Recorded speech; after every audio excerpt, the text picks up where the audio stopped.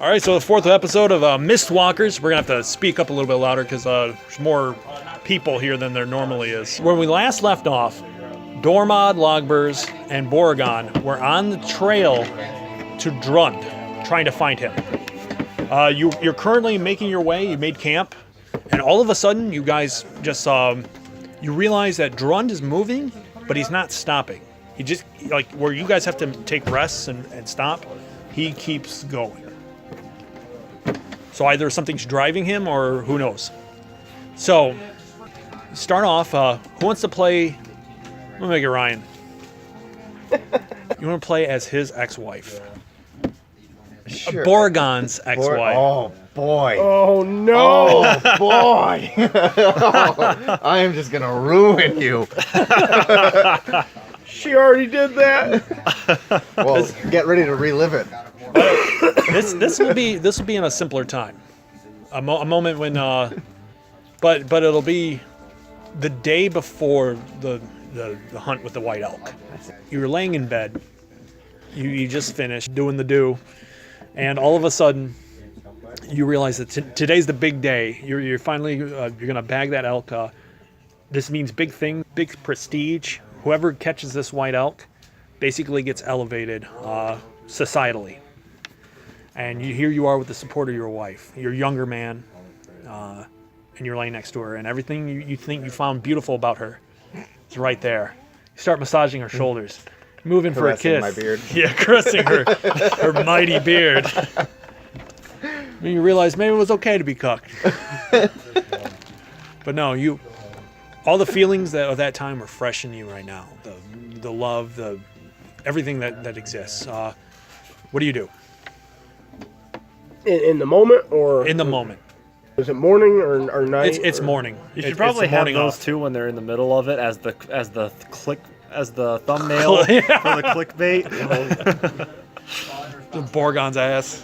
30,000 views. What? First- Just use Jon Snow's ass as the That'll get it. 100,000 views. What? So Boragon, you wake up. It's the morning of. What do you do? I get out of bed and carpe diem. You start loading off. You see he's done this day before, but you know that this is very important to him. What do you say? Yeah, I love you. Are you ready for Yeah. the big day? As I'm leaving the bedroom, I turn and I tell her it's going to be a big day. Yeah, it's true. Good things for our family to start today. You sense that, I mean, the way that she looks at you, you could tell that, like, how does that make you feel right now? It's a loving look. It's empowered today. Like You feel like she's one of the reasons I'm doing this. You have she's got your back. So now it's like a sense of duty. Like, Right. I'm not doing it for me; it's for her. Yeah, it's to elevate both of your standards. Right. As time goes on, you pretty much get yourself set up. You load up, ready for the hunt. But there's an inkling of something pressing on your mind, something terrible, and you're not sure what. When you open your eyes, and you're back at camp. You see him. I'm assuming you're probably cleaning off your blade, some of the blood, and you're checking through your chemicals. And the scholar is sound asleep. The Gargan is still kind of just always on the lookout. What do you do? I get up. Was I intentionally asleep, or had I passed out, or? I'm assuming it was an intentional sleep. You and the Okay. scholar are supposed to. Okay. Like- Well, I would assume that I would go relieve whoever's turn it is to sleep now, and I would take the watch. Yeah, I would check the surroundings, pet the Gargan. yeah. As you go to pet the Gargan, I'm gonna issue a drama scene between you two. You were there while he was it's a drama scene between Jormund and Boragon. The drama scene between Jormund and Boragon enters in with. You watched as he was sleeping. As Boragon was sleeping, he was stirring. You want to know why. What kind of dreams haunts him? Because it might be something that sticks with him for the rest of the day. That's not something that needs to be let go. Okay. Your entire thing is you might not be ready to talk about it, and even if you are, it's a painful subject. Right. So he goes to pet Gargan. Gargan swoons. I just look over and look. Sleep well? As well as could be expected in this hell we're in. Fair enough. Mind if I ask you a question? Might as well. Got nothing to lose. I couldn't help but notice some, you're stirring quite a bit in your sleep. Something bothering you? I guess just dreaming of happier days. Now, you had the conversation with him earlier. You know about his wife. You know that he had a wife, or you at least know that he's dealt with children in the past. That's a commonality both of you share, or you're about to share. Days back home? Yeah, before everything went to shit. What do you mean by that? Talking about my whore wife. Now, when you say that, I mean, or do you say it with that? I say it with a chuckle. I mean, it's Yeah. one of those things I'm You're kinda- masking the pain with Well, a yeah, little but humor. I'm also moving past it a little bit. Yeah. You know, with this whole experience. Yeah, this is a whole different world. Yeah, basically the world, Boragon's world has drastically changed. It was this, World. yeah, it was a small, you know, Yeah. narrow-minded thing. Now there's, you know, there's a greater sense of purpose with this mist, and Right. he's obviously willing to die in here now. Yeah. So his wife cheating on him is less. So far back, yeah. Yeah, I mean, it still bothers him, but he's found more of a purpose now. What happens when all of this goes away? When the world goes back to normal? That's kind of a question, and you can ask that, or not. Doesn't fucking matter. Well, I mean, he said, because he's saying, like, whore wife is like, I assume when you left, things weren't all that well at home then, by the sounds of it. Yeah, the marriage had become a formality. There was a child involved that needed caring for, and it was his well-being was more important than either one of our prides.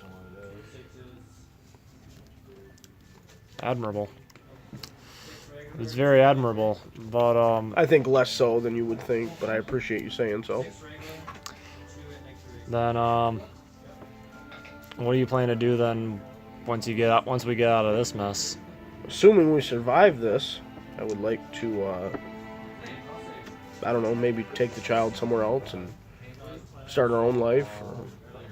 I guess we'll see how things work out. Well, I live around here. I think. Oh crap! What's the name of the city? Because I didn't live in the town where they found me. Right. originally. You can make it up. I don't know. Well, you know, I do live around here, over in the town of. You can give me a syllable. Syllable. Tier. Tier. Tirda. I live over in the town of Tirda. And I don't think we have. I don't really think we have anyone over there with your skill set. I think you'd be a very welcome addition to our village. I'll have to keep that in mind once we get out of here. So- If you need any help establishing a new life, I'd be happy to help. I appreciate that. All right, gain a fate point. Good job. I'll give you a fate point for your kind-hearted doctor for doing that. All right, so you sit there, you see these two humans just yakking and jawing at each other. The scholar near you starts to wake up. Time to go. Not quite, I think. I think our rest is coming soon. Better get up. So he looks up at you and he goes, oh. And he clears himself groggily and he says, I feel like the longer we rest, the further away Drun becomes from us, and I don't know if that's a bad thing. Honestly. Do I hear that? Or are they separate? It's separate. Yeah. Much less painful for you. Yes. But still, we're going to need help. It seems like you two are our only warriors now. I can handle whatever threat we come across. Just be careful. We don't want any more of those. And he points at your scars. Why? Those scars are a mark of honor. I bear them proudly. Mark of honor? Yes. How so? Battles I've won and survived. He looks at you and he says, those scars, they mark who you were. Yes? You gain them like there's some sort of badge or something like that? Yes. But they also show that you were injured, wounded, a moment of weakness. Being injured is not weakness. It's overcoming weakness. It's overcoming your pain. I'm still here, despite all these scars. He smiles at you and he goes, "You want to see mine?" Sure. He opens up his jacket, reveals his shirt, and opens up his shirt, and unbuttons it, and reveals 3 large scars stretched across his chest. He says, "These are less badges of honor and more painful memories. Maybe we're just 2 different people." Well, obviously. What are they from? My father. Did you kill him? No. No, I did not. And I don't think I can. Why? He's a nobleman. He's a little bit beyond my touch. Noblemen die just as easily as any other man. I don't know if I can just kill my way out of this situation, that's all. But How I don't did know. they happen? I was never a good fighter. Never was, never will be. So he put them on me. A mark of failure. I went into something else and went into something I thought was better. But maybe not. Maybe I should have died a warrior. Laagburs is going to, he's just kind of nodding, kind of like he's, obviously thinking the whole time. And then he's gonna, after you say that, he's gonna kind of finish with a, perhaps, but perhaps you survived for a reason. And he's gonna take a dagger, like this dagger that he had. Yeah. He's gonna take it and he's gonna hand it to the scholar, and he's gonna tell him takes that it. he'll teach him. He says, "I will teach you to fight. You will teach me how to fight?" I'll teach you how to not die. Okay. Good night." And then he's gonna go to sleep. All right. So he gives you the drugs. And he drugs. he drugs you up. Shoot me up, Daddy. And you guys basically have you have your sleep. When morning comes, or what could your wake comes, Boragon, roll clever. 5. 5? Is your clever or Oh, careful? I'm sorry. 2. I was 2. a bit careful. I'm sorry. You can ask 2 questions about the scene around you. What's the terrain like? It's almost open, vast field. Some rocks sort of spire out, but it's very, very limited.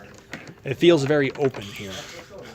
Is it like is it a clearing or is it just It's an expanse? It's an expanse of fog.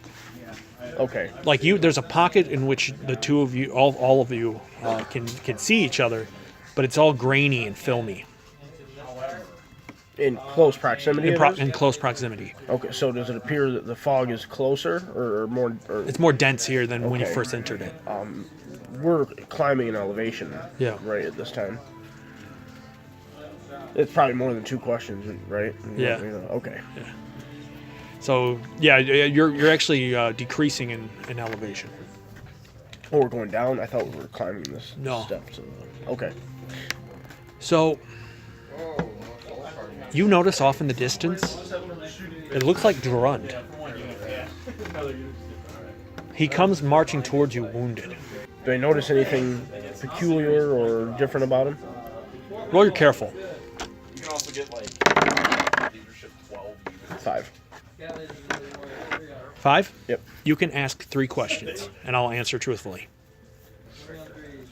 Is he moving in a different manner? His manner is like a gait, kind of like a wound, like he's been injured severely. Are any of his features noticeably different from where I am? It's completely fogged up, and he always wore his helmet, but from the look of it, no. Like it looks like he's like Drun's armor. Is he armed? Like, His claymore is gone. so he doesn't have any weapons in his hands. No. Who's nearest to me of these guys?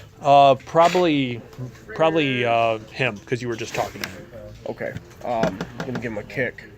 Not like a violent kick, but like a trying to. The scholar jar looks up, him away. walks over, and he goes, Do you need the smelling salts? Yeah, wake him up. I don't know what's going on. I He's- don't like he the looks of this. Wakes you up. What? What's Wake happening? up the Vril. Wake up! What? Drund has returned. It looks like Why would he all of a sudden I come point back? in his direction for you, or for Laagburs. As far as do I smell anything different? Like, You want to spend a plot point? did I gain one from the? Yeah. Okay, For that then yeah, conversation, then I'll yeah. spend yeah. He doesn't smell like the drun that you recognize. This could be from anything, but like now he seems different. Okay. I'm gonna kind of suspiciously eye him, and I'm gonna try to analyze him, see if I can. Roll careful.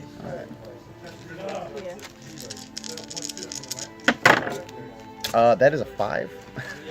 You can ask me 3 questions. Is the fog thick around him? Yes. Yeah. Okay. Let's see. Anybody have some crowdsourced ideas here? You have how many questions left? I have 2 questions left. The fog is thicker around him. Yes. Wait. Even as he moves closer, he calls out for help. This is a trap. Is this a trap? Is there anything? Can I notice anything in the fog around him? Not necessarily defined shapes, but does the fog does something look off? It looks like about something's off about the fog. Yes. It is Okay. thicker here. it? Simon says this is a trap. Yep. Did you want him to ask that? Can I just ask if it's a trap? Or are you gonna? I'll tell you something. Thoughts, guys? Are you lying to us right now? Yes. No. Yeah. Last question. Any quick ideas before I ask if it's a trap? I mean, you already said like he smells different and stuff. Yeah, he smells different. The fog. Now we the wouldn't fog know is in the thick around moment him. that he smells differently, but he knows. Yeah, he would know. Yeah, the Laagburs fog's knows that thicker there is around something him, different. and there's something looks even weirder. Is there anything about the beyond fog. him? Just fog. Like it's But I'll say that the fog is way thicker behind him than it is in front of him. He moves closer to the camp. He goes, "I'm going to compel your kind-hearted doctor." I knew you were gonna do that. You have done that yourself. All right, so you compel it. I get a fate point if I do it, right? Yep. We know how you like those fate can points. But I am Can I gonna. stop him? Yes, but you'll have words with him. Like, so you go rushing out there to tend to his wounds, and then you want to try to grab him. Yeah, I'm gonna try to stop him. All right. So he grabs your shoulder really hard. What? I don't think that is Drund. So Something's wrong. What do you mean? It doesn't smell like Drund. You can smell? You I grab. am. Laagburs grabs his shoulder. Laagburs grabs Dormant's shoulder. Yeah. I call out to Jormund to stop. Dron keeps moving. Once you make that noise, his head kind of twitches and looks in your direction and starts moving. This is not Drund. Yeah. Moving in your direction. I'm gonna. He goes, I feel the need to shoot him. "Help." How does he say help? In what way? He says does it just like that. Just help. Help. Audibly Help. or Okay. Well, you can't tell. Like, his voice is hidden behind a helmet. Well, yeah, so it's not telepathically that we hear it. It's hard to tell. it sounds like some slightly flat effect too. Yeah, it's very. He's like, "Help." Monotone. It's Yeah. very. Yeah. Yeah. Help. So I'm gonna kind of tighten my grip on his shoulder, and I'm gonna say this is not Drund, and I'm gonna kind of try to ease him back behind me. Behind him, you see more shapes moving forward. You watch as the Vril, the one who caused you to lose status, moves up behind him. Oh, he's gonna be a fool. And he comes out and he goes, "Come." come at me, bro. Yeah, like, "Come, fight, come, fight me." Do I see this? Yes. Okay. Wait. I says it like see that, some too. kind of. Can I see him provoking him, Yeah. I don't know like the personal Yeah. touch, but I You can gesture. see it's a real. Yeah, I'm like, don't buy into this. Oh, okay, yeah, like I'm gonna put my like, let me return the favor. Don't do it. Can I? Because the way that you said like the comment Yeah. stuff, can I tell that it's like there's something off about it? I'm gonna kind of. I basically I want to roll clever and kind of Try to be figure able something out. Yeah. All right, go ahead. Come at me. Come hither. Well, that is a 0, and I'm not. There's no problem. Go take them on. Based on what I know about like the black blood and such, I'm gonna roll clever to see if something comes to mind here. Sure. Go ahead. Wow. Life is shit, and you know it.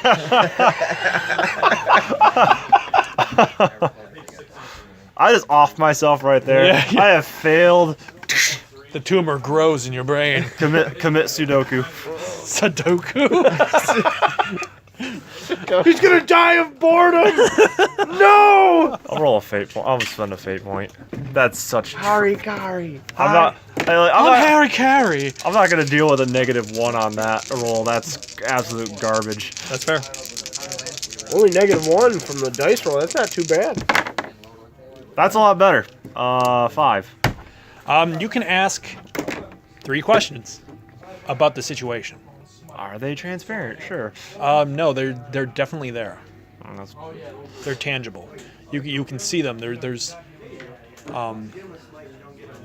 but something else is transparent. What is transparent? You can see shimmers of something behind them,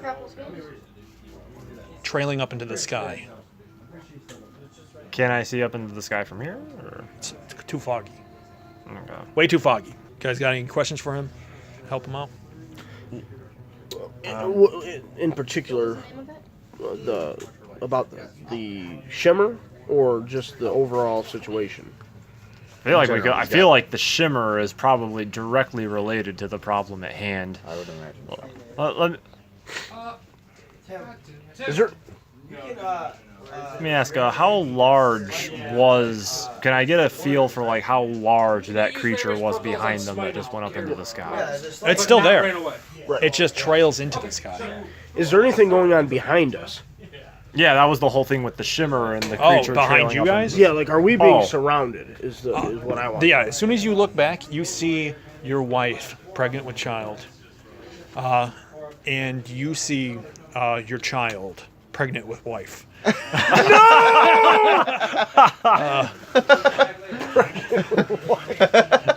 How did this happen to you, little Boragon?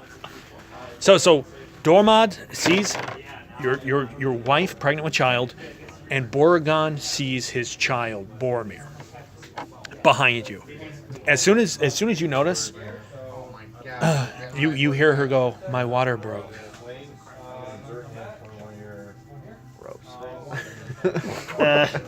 Bitch. The Vril starts puking.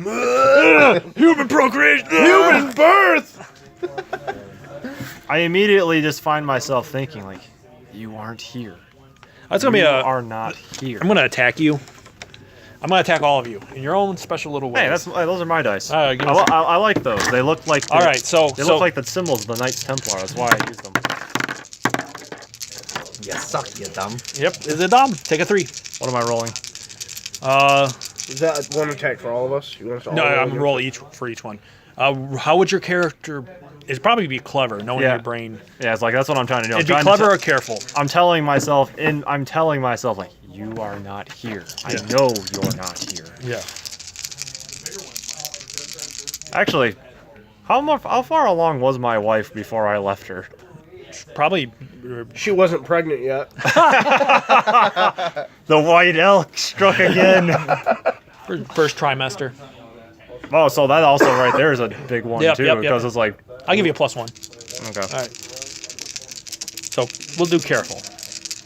careful. Yeah, we're gonna Or do careful. We'll not- do careful not- for all of you. Not clever. Not clever. Okay.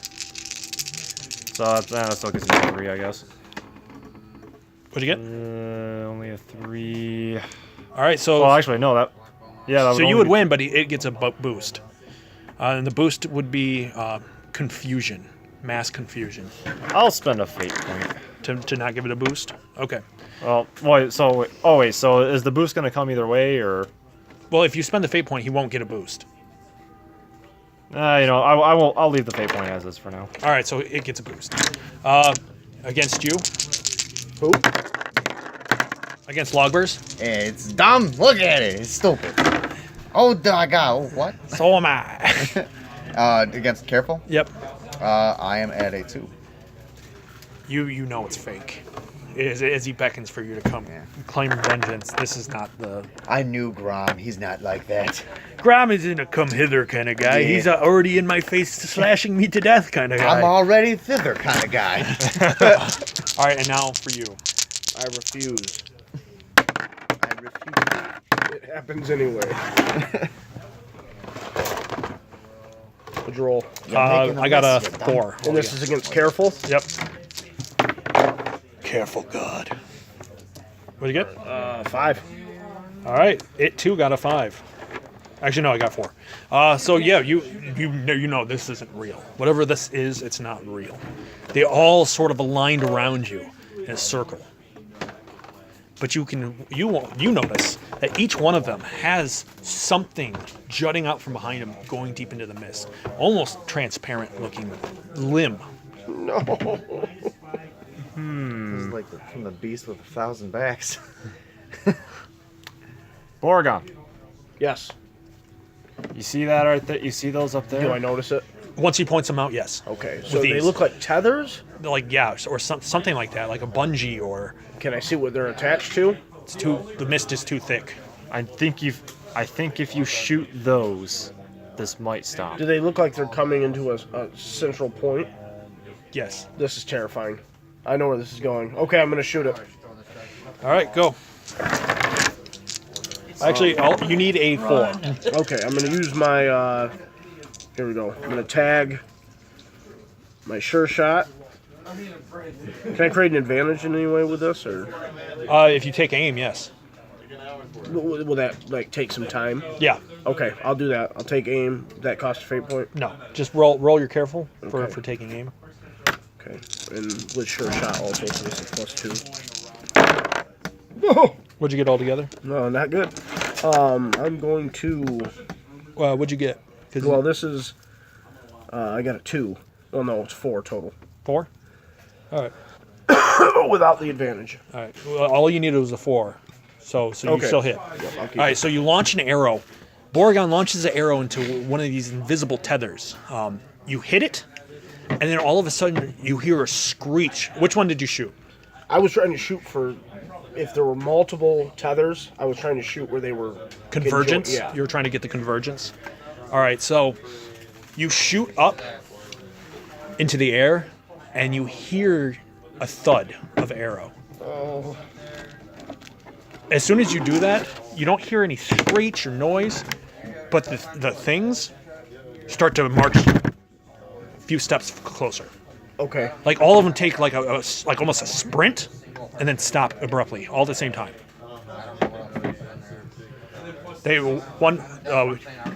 All of them are calling. Your wife says, "Help me! It has me." Jormund as well goes, "Cut me free! It has me." I'm going to shoot it again unless you guys have something you want to... No, I would I'll take prepare my to- bow. I mean, I can try to shoot too, but Yeah, take a shot at it. I begin thinking to myself, what do I have that could solve this problem? As I begin looking through my pack. Potion of light. Are you a once per session thing? Yeah. I'll tell you right now, whatever it's attached to, if one of those arrows, like if one of your more volatile combustive things, that maybe it will travel. You've seen what hurts the black blood. Oh yeah, that's own black blood. So what's that? That's own black blood can do it too. No, it's different regions that you found out that hurts the black blood. Not the black blood itself. Yeah. So do I have I prepared a potion that would have mixed those regions together. All right, so we'll say that that's what you did. Once per session, you have exactly what you need. So he says he what do you say to them? I say, guys, hold on just a second. Let's see here. Light, regeneration, no. Ah, here we go. I told you I was analyzing the black blood earlier, right? Well, this is a potion of regents that can hurt it. How can we put that on an arrow? Would that work? You can basically do what I did when I smashed the vial. We can just put it close to the head of the arrow and fire and hope it hits hard enough to break.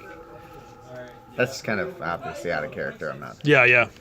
That's, I think, if we just, yeah. So if we pour it, I pour it into a smaller vial, Yeah. and then tie this to one of your arrows. Okay, I take it from him, tie it on, and just loose it. Right? I only have one of these, so I'd suggest you take careful aim. Okay. Can I dip the arrows in it? Yeah. I'm assuming. Okay, let's try that. I'll get a couple that way in case All right. we don't put all our eggs in one basket. Or you want to be a real badass, dip 3 arrows and fire them all at once. I'll give you a +1 Triple shot. to whatever you roll. Okay, so I'm gonna do sure shot again. All right. And do I still have the advantage of taking aim? Yeah. Right. Okay, so this is +5. Dear God. Oh, okay, so then it's 9. The shot, like, goes out. You hit one of the. Are you aiming for the convergence or one Yeah, of the? the convergence again. All right, you aim for the convergence, but this time instead of just a thud, you hear a twisted sounding yelp of pain. It's a sound that. Actually, I should say it's not really a sound at all. It's something that goes into your head and just gives you all massive headaches.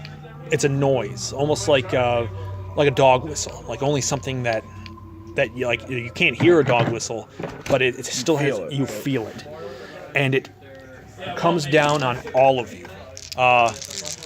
This is going to be forceful. Okay. To withstand the noise. Oh, I'm fucked. All right, that's a 4. Oh, Billy. Is that for all of us? That was just for him for now, but it's going to go to each one. Next word gets something to eat. What'd you get? That's a -1. I might. I'll spend a fate point because that's gonna fuck my world up. In a bad way. World came upside down. That's a 2. That's way better. You need a 4? Yeah. That's not gonna happen. All right, you take unless 2 I burn stress. through all the fate. 2 stress. Yeah. As your brain, like, blood starts to leak from your ears. Now for you. Got to beat a 5. I will spend a fate point. And I have to beat the 5? Yeah. Oh, Or a 5 or it doesn't matter. I have to match a 5? Yeah. Okay, then. there you got go. it. All right, it gets a boost. Mind-numbing noise. It's got 2 boosts right now. So you just kind of stand there. Laagburs just takes the noise, standing like a champ. You've heard louder. Go ahead and now for you. For you, Boragon. You Boragon. You got to get a 5 for forceful. No problem. Here it comes.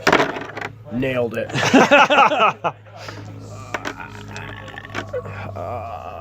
I'll take it. I'll just take it. The -1. You'll take it. I'll just take it. Take the pain. You're at -1. Yep. All right, you take 6. 6. Consequence? Damn. You don't have to put it in the consequence. You can put it in. You could put. Oh, I can move it around. Yeah. You could put like 1 in the mild and 1 in the 2. Wait, you mean like here and here? Like 1 here and then put 1 there. So you check off one of the 2s. and Or then- you could put like in 2, 3, 1. No, you can only put it. You can only put in 1 stress box at a time. So, Oh, okay. yeah. So it hits a stress box and then goes right into consequence. Did not know Can I that. do 3, 1, and 2? No. It's No. only 1 stress box and then 1 consequence. What was this? What does that say? Angry. Oh, that's gone by the way. Okay. So that's Okay, gone. so I can do This is probably gone too, right? Yeah. That's an old one. Okay. But I can do that again. Yep. And then Yeah. Yep. And then you'd put mind-numbing noise. Do I need to do anything for that? What do you mean? The mind-numbing noise. Do I need to worry about that at all? No, it's got a boost, but it doesn't. It Didn't do didn't enough hurt you. to- Didn't hurt you. All right. So Bring it on, you. the thing starts to come down, and you can see as the thing lowers, it's like whatever the wound you inflicted on it, it's starting to eat away at its membrane. This thing probably took up shop while you guys were resting, and hovering above you, it starts to slowly descend, and you can almost see almost like a octopi, like beak sort of thing at the center of this thing, with many writhing tentacles that sort of seem connected to all of these figures. It starts to lower itself, and as it's slowly dying, you realize that this thing has come to eat you. You can recognize that if any of you would have ran out to one of those things, it would have grabbed you and then it would have been fed. Yep. So, what do you guys do? Shoot it again. All right. Do you have another vial of that sweat? I'd say you have fire? it. You have what you need for the session. so I yeah. still have it too, so we can. So, Okay. I was talking about the fire one that I used. Oh, I don't know. flaming. No. Here, use this. If you're just like, I have a couple more vials of those. So if you jump up on there, just smash your shield on that or whatever you did the last time. But just use that potion.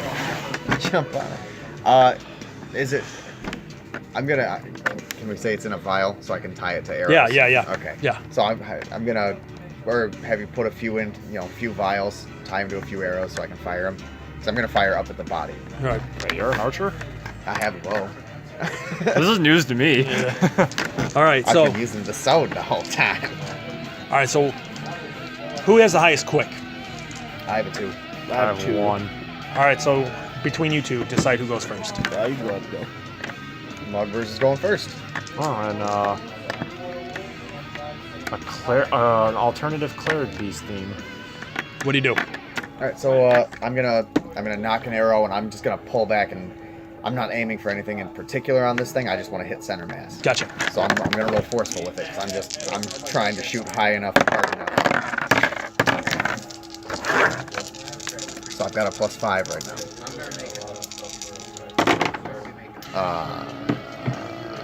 You may want to spend a fate point. I'm gonna spend my daily reroll, Okay, that's fair. That too. so it has to be better. Yeah, better than 2 negatives. Oh, it's 3 negatives. Oh, That's yeah. 3 negatives. Oh, yeah. Okay. Better than. Yeah, I've only got the 1 fate point. I want to save that in case I'm Gotcha. gonna die. So I'll take it. That's probably better. So that puts me at a 7. 7? Okay. You launch an arrow. Like, where are you just shooting up I'm at just it? shooting. I'm gonna try to shoot towards center mass, like near the beak. Yeah. But All right, so you just pepper it with shots. The vial's exploding out. You watch as the skin starts to corrupt and wither away. It releases out more of that noise. Just as you do that, you see on the corner of your eye, Drund hurls himself at you with basically what looks to be like his arms, like all just like weird and twisted and broken. He wields himself at you. I'm going to tag the boost that was used, mind-numbing noise, for a +2. So right now he's at 6. okay. So I'm going to, as he's swinging at me, I'm gonna try to like ram myself into him and throw him off balance, I guess. Okay, I mean, it's a tentacle. It's not gonna actually work, would it? probably not. No. So instead, I'm gonna just swing with my bow and try to smack it and keep him Keep him at bay. Yeah. Gotcha.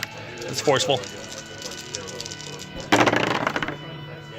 5. Oh boy.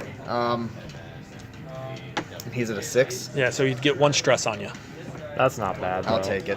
Yeah, so he knocks you. You knock him aside, but you feel your muscles sort of like strain at the event.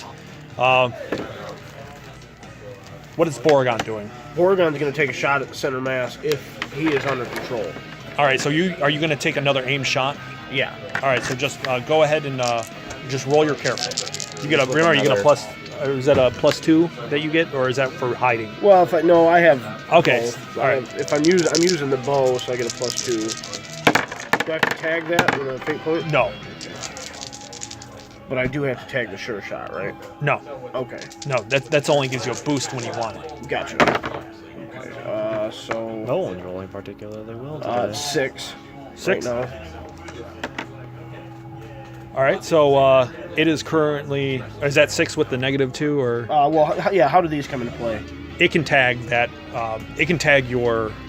The noise. Yeah. Okay. So it will.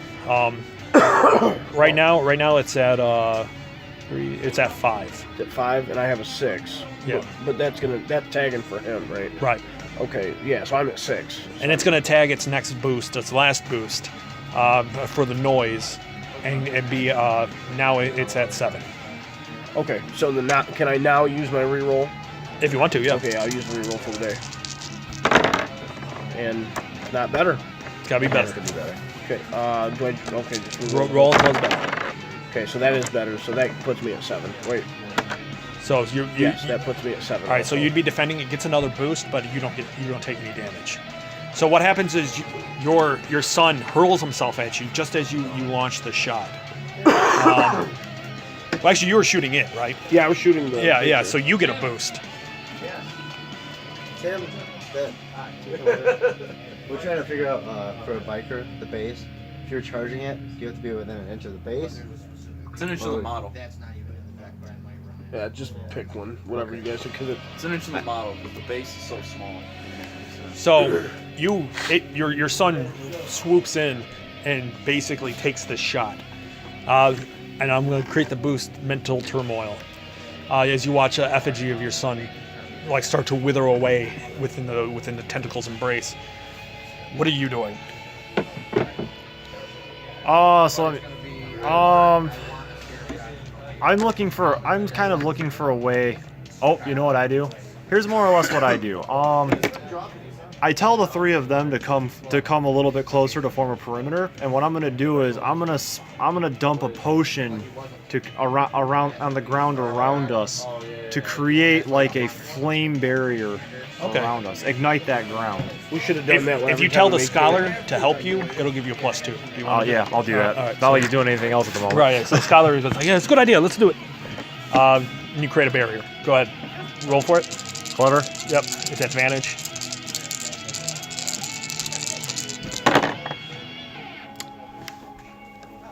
So that's 6. All right, you succeed with style. You have a flame barrier to protect you guys from. Your go. All right. So now where's Drund compared to me now? Because Drund is now like he's levitating as if, being puppeteered by some unknown tether. and we're all inside the Flame barrier, yeah. Okay, so I'm going to light a few. I'm going to light arrows on fire and take shots at the people that are kind of surrounding us. Okay. Why are you smiling? I just think that's hilarious. You're just watching as his wife burns, like wither. Don't do it. I know they're fake at this point. Yeah, definitely. So I'm just It's just the visual center of it. mass. I'm just Yeah. So I've got a 5. Don't have a 5. I am at a 4. 4. It is at 3. So you can cause a minor stress to it, or you can succeed at a cost and do a major thing to Can I tag the fire? You said you created. Yeah, an you can. advantage. So I can tag the it fire for an barrier. additional 2. Yeah. That put me at a 6. All right. So you're using the flames like you basically what you did was you created a flammable arrow and then fired through the ring to make it burn. And now you're just tagging each body as fire erupts from their chest outward, and you watch as the things scream in horror and pain. You watch as it tries to climb over the barriers, and the inflamed creatures come attacking at all of you. So this roll is for everyone.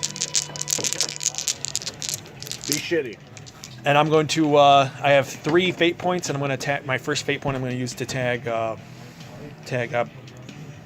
puppeteer monster. I'm going to use my next fate point to re-roll these. Ah, crap. So it's at 4, 5, 6, 7, 8. So, Okay. what are we rolling to defend? However you guys can narratively defend. All right, so yeah. You also have one more So taggable. they're rushing us through the flame wall. Yeah.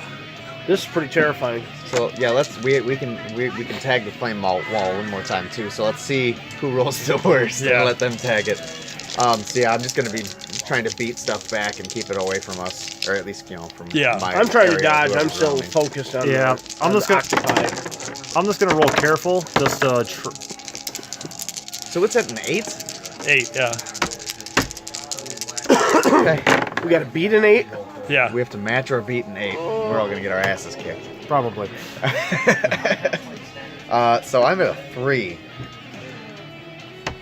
I got yeah, I'm at the same, a 3. I'm at a 1. You're at a 1. Anybody want to use fate points? Because I've only got my 1 left. I've only got 1 remaining. Also, Do you want to use a fate point and see what you can get? I got 1.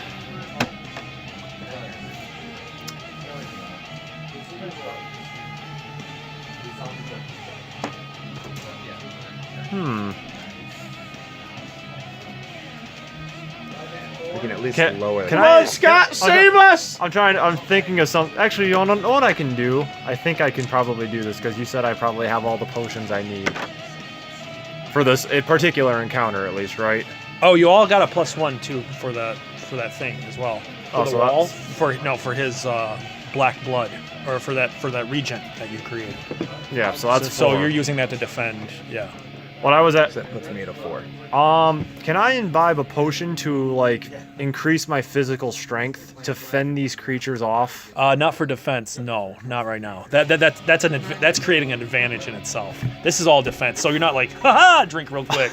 No, this is. I just opened my throat, let it go down. No, you're probably taking pause the something. game real quick and Let me go into my inventory. eat 37 cheese wheels and come back to the combat. Cheese Lord. This is obviously Skyrim. All right, so you probably have 4. You gonna take the 4? Yeah, I'll just take the 4. All right, so right here and there. That'd be 5, wouldn't it? Yep. But there's no, or you could just take the mild. That's up to you. The moderate. Yeah, moderate. I'll take the moderate. All right, so put grab as this your flaming body encompasses your own and lifts you into the air. This is bad. Bring it on. All right, so what do you get? I've got a 4, so I mean, I'll take it. Take the 4. Yep. So we You- take the difference in pain. So you as well Grabbed. as your. Can I tag a 2 on stress and 2 on a mild Yep, consequence? yep. Would I put grabbed for my mild? You for your mild you'd put probably I don't think you would be grabbed so much, so you'd be burned. Burned. Yeah, slightly burned. See, As he tried to grab you, you just bashed him off. Yeah. But the flames. I'm kind of. I'm debating letting this thing grab me so I can stab it in the mouth. Take grabbed. I don't know if I want to. Or you can put 2 mildly. For the mild, you could put what was it? Volunteered grab. Like you were volunteered, and I'll say that you can tag it yourself for a fate point if you want. What Okay. what'd you get altogether? So are you taking the? You get a +1, right? Yeah. You get a +1, so you'd be at 2, and then if you use the, You can. you'd be up to 4. If you use the flame wall. And so it'd be grabbed and stuff with us. Yeah. We can all get grabbed together. Go team grab. You can use a fate point. Reroll. All right. See where we're at. It's way better. That's better. Okay, we're at plus what now? You have to beat an 8. You have. So what do you use? I'm at 6 right now, but we have +2, right? 6 plus 2 would be 8. 8. So you'd be fine with the +1 as well. So 9. Keep doing it. Yeah. So you just like kind of roll out of the way as your wife comes swooping in, or your child comes swooping in trying Child to grab pregnant with wife. you. As it comes up, you notice as those two, or you one of you can succeed completely with no consequence whatsoever for a small cost. Trade your consequence for another consequence. For a different consequence, yes. But it's something that doesn't really affect you so much as something else. I'm kind of okay with. If you take the consequence, you get a fate point, by the way. What, the grabbed? Yeah, yeah. If you don't take, if you take the other consequence, you get a fate point. Oh, Then I want to take my negative roll back. I want to be grabbed. so you sound like you're good with this because you just want to run up and stab that thing in the face. I don't know. I'm thinking since I've almost, we called it volunteered grab, but like I was willing to be grabbed almost. So I'm thinking my hands at least are somewhat free. I can cut the tentacle and let myself down. Yeah, is my thought. At the very least, if I decide, hey, I don't want to go up to the mouth, because then I stab it, it drops me, I die. All right, so you can you go ahead if you want. All right, so go ahead and get rid of it. All Instead of him, you get pushed down as the scholar is lifted up instead. So You bastard! the scholar, so the two of you, Michael's at home secretly laughing. as the two of you are rising up, you watch as the scholar pulls out his knife. He goes, as the two of you are rising towards this thing's beak-like maw, it looks at you and goes, all right, what do we do from here? You've done this before, right? Oh, of course I have. Laagburs, help! How far off the ground are we? You are now like maybe 5 feet off the ground now. Oh, okay, that's it. Yeah. I'm gonna yell to him to cut the tentacle. Cut the Testicle! Yes, cut the testicle. Does anyone want to spend a fate point for him to do that? Spend a fate point. Yeah. What if and, I had and it? he'll automatically do it. can't. While they're being He lifted doesn't up roll onto for the it? ground. No. If this creature's opening up his maw, right? Yeah. Can I take one of those potions and throw it right inside its mouth? You could. It's very possible. How far off the ground is the creature's mouth? Probably about at this point, probably about 20 feet. Oh, that's it. Yeah. It lowered itself to. Oh, that's it. You still die from that kind of fall. Yeah. So what are you doing? I mean, Is it my turn? Yeah, it's tossed me actually a your potion, turn. if that's Okay, then I'm going to shoot the center mass again. Well, hold on. Does someone want to spend a fate point for the scholar to be able to cut the I don't have tentacle one, and or get I down? would. I only have my one left, and I'd like to use it to All not right. die. I'll save the scholar with my. Damn fate it, point. Scott! I can't let Michael have the last laugh. All right. So he's actually grabbed by Jormund. So he takes his knife and goes, "Fucking asshole!" and just starts stabbing. The tentacle over and over and over again, rapidly fast. Black blood oozing from the wounds. You're shooting at center mass. Yep. Then it'll be your turn. Okay, so am I still tagging the careful aim? You that's what you did last time. Yeah. Yeah. It's a free tag. Yes. Okay, so 5, 6, 7. 7. All right. You hit the thing right in its mouth. It starts to gargle up blood and bile, but it's still moving around. Oh, I'm sorry, it was an 8 because I have the arrows with What? Okay. Oh yeah. Okay. Yeah, you create a 6 consequence choking on blood. You can tag for free. You see as this thing is regurgitating. Yep. I take one of my potions that I know is effective on this thing and just Throw it. Throw it right into its open mouth. That'll be forceful. Really? Not flashy? I mean, basically creating an explosion here. Yeah, but mostly forceful because you're. You can try to toss it to me. I'm only 5 feet away. Then will you be able to catch it? I'd say that would be a flashy if you're tossing to him, because you're just doing a. You're not using muscle strength so much. You could say careful maybe, like you're tossing it to me carefully so I can either or. grab it. Oh yeah. All right, we'll do that then.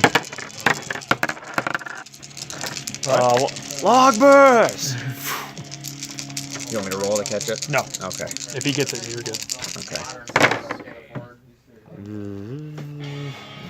That's only a 2. I'll spend a fate point to re-roll this.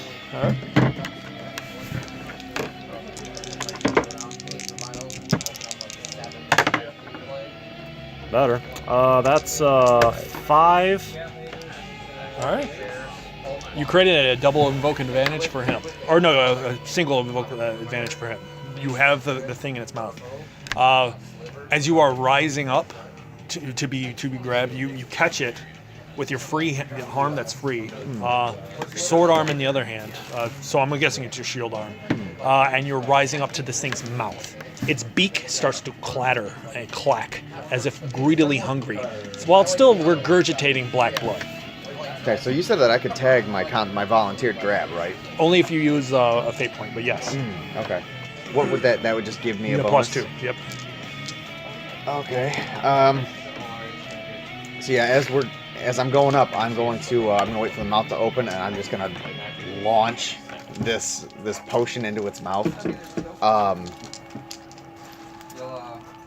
I'm gonna roll forceful for that, and then I'm not sure if I want to tag that yet. All right, so that puts me to 5. What's it at? You're at 5? Yeah. It's at 3.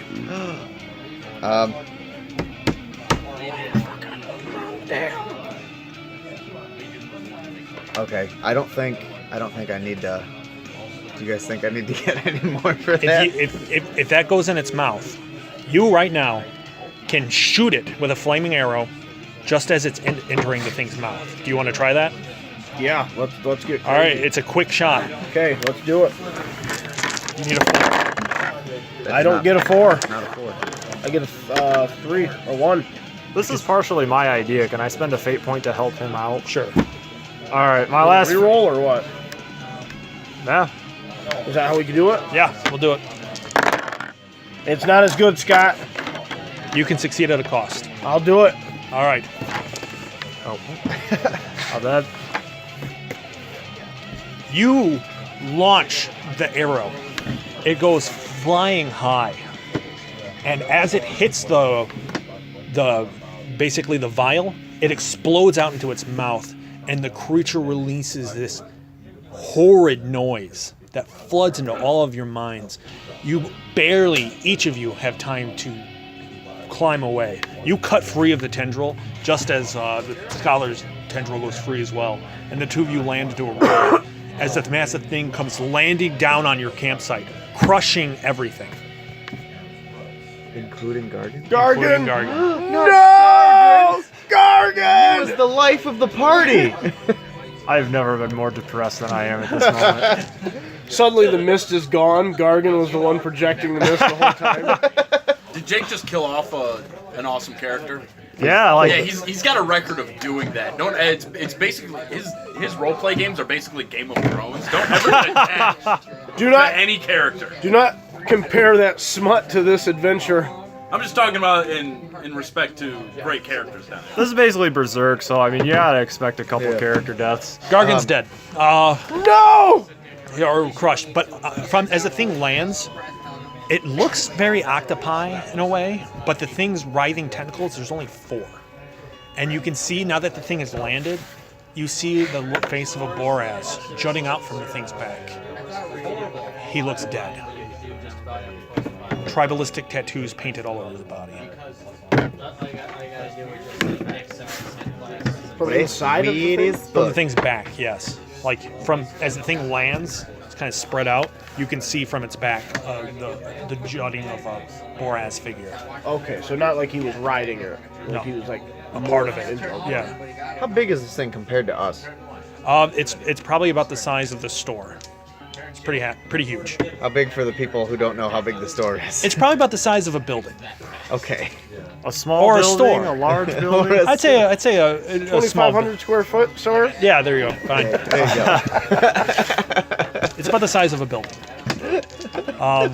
With the Acropolis Games sign in it? There is a giant A.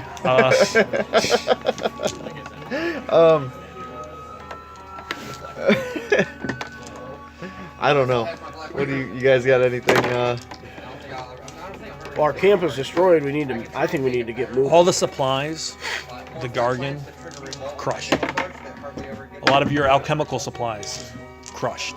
I hate that smile. That smile. I look at my alchemical supplies and go, No! Gargan! Gargan! Oh, wait, Live, you bastard, live! Wait, now that I think about it, do I still have my Sestry? You may mention I was riding one earlier. Oh, that's right. It's crushed too. Yes, you still have it, but it's dead over there. I'm gonna harvest its organs for alchemical ingredients. So I'm gonna kind as of I pull out a fresh bag from its stomach. You can hear the sputtering. Well, it's all underneath this giant thing. It sputters, and you can hear a voice saying, "That did not work." Coming, like, kind of booming out from it. Labored breaths. You can tell as this thing, whatever its physiology is, it's trying to recuperate. Then I want to keep shooting it. All right. Like, this thing looks like it's trying to, like... Yeah. So every time it gets up, you're like, it's just like. I want to get more arrows in that.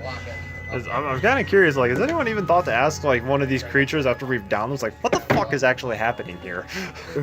I mean, every time you're just keeping it from getting up.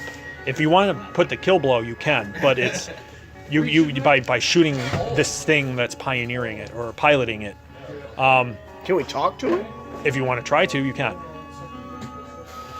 Come on, smart guy. So are we, so is this like a telepathic communication, or? You can see it's using its mouth, but you can probably tell it uses telepathy too. Oh, so I'm gonna... Just like the last one. So yeah, I mean, I suppose so if it's speaking directly into my mind, I'm just gonna ask. What on earth happened here? You are the second Boraz turned monster that we've come across. Why are your lands, your people? How did you become like this? We were offered a great gift. You hear him sputter.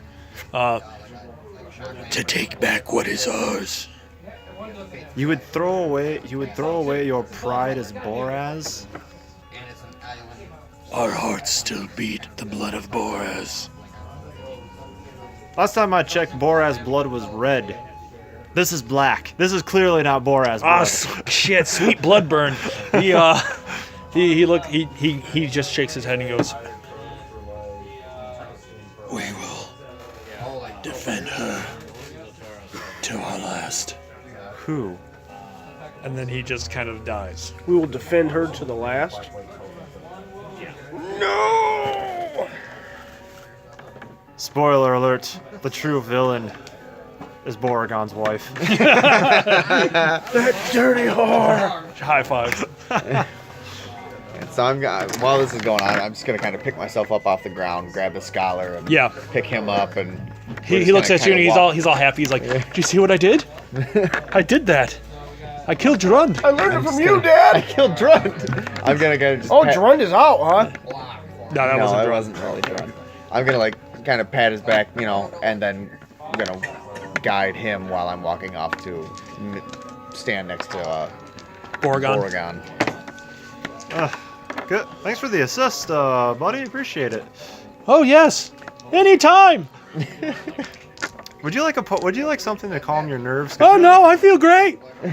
Are you sure about that? No, this is like the most exciting I've ever been. You look like you're just barely hanging on to your sanity. I'm kind of stuck in a place between like trauma and greatest moment of my life.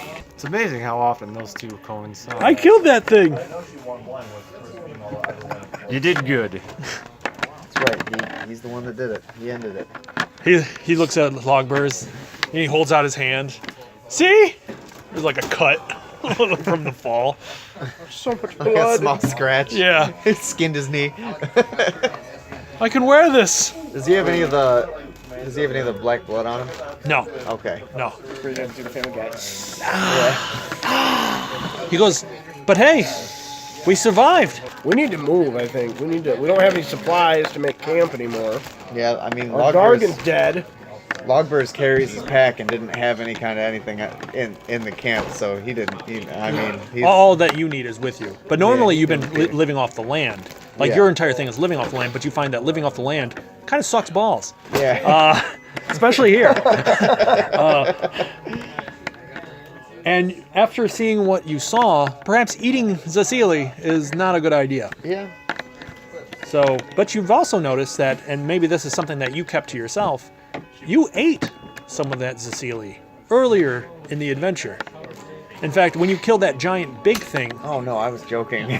but it doesn't matter because you realize that even if you did eat that, nothing's happening to you. Your blood is still your blood.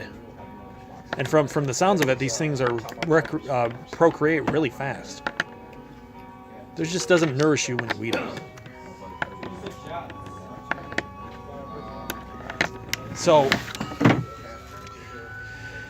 So if we're to move, I guess we're to move quickly because we now have no food, no water, No Gargan. no gargan.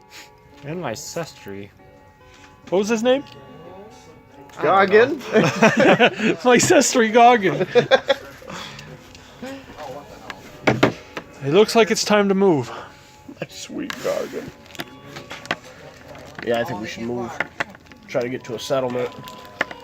Saddle up a new Gargan. Yeah. Laagburs is kind of just, ready to go. He's packed up and ready. You guys make your move as you pass a few days to go by. What are some of the things you see during your travels? Probably not much in the way of food. No. But everyone tell me one thing you encounter. I'll say that now that the location has changed, the steppes have now become home to massive spires. Giant, like pillars that enter into the earth. It's hard to tell if it's organic or actually like some sort of rock material. What do you guys encounter as the time goes on? It looks like not necessarily a caravan, but this was like the road we're on was used to escape. Looks like people were trying to escape the mist as it expanded. So Yeah. there's people's belongings and carts and whatnot Yeah. along the way. Yeah, but strangely no presence of people. So you come across old carts, molded food, perhaps some trace amounts of food to get you guys by. But for the most part, it's been ravaged already. Shortly after we find the carts and stuff along the road, I get a fate point, by the way. we find a village that's been bad. What?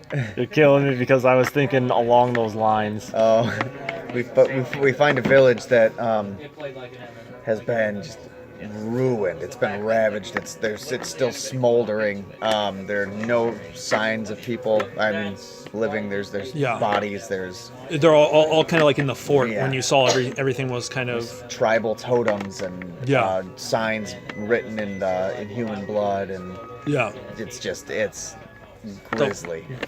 Get a fate point. Within one of the villages, within the village that he mentioned, in one of the houses, we find like these these pasty white corpses all thrown into a house.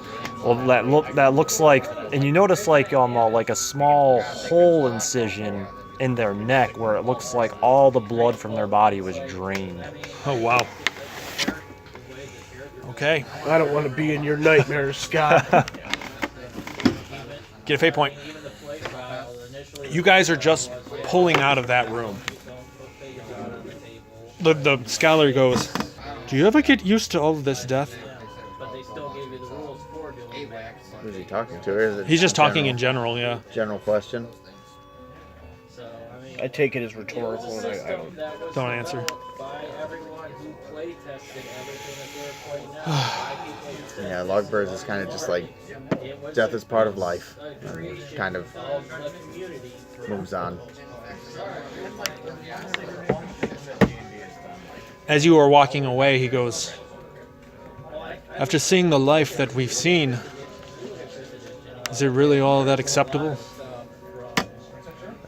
Acceptable? Yeah, like all the monsters you guys seen, is life really all that acceptable nowadays?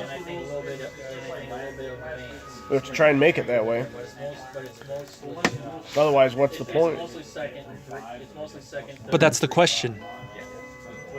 What's the point?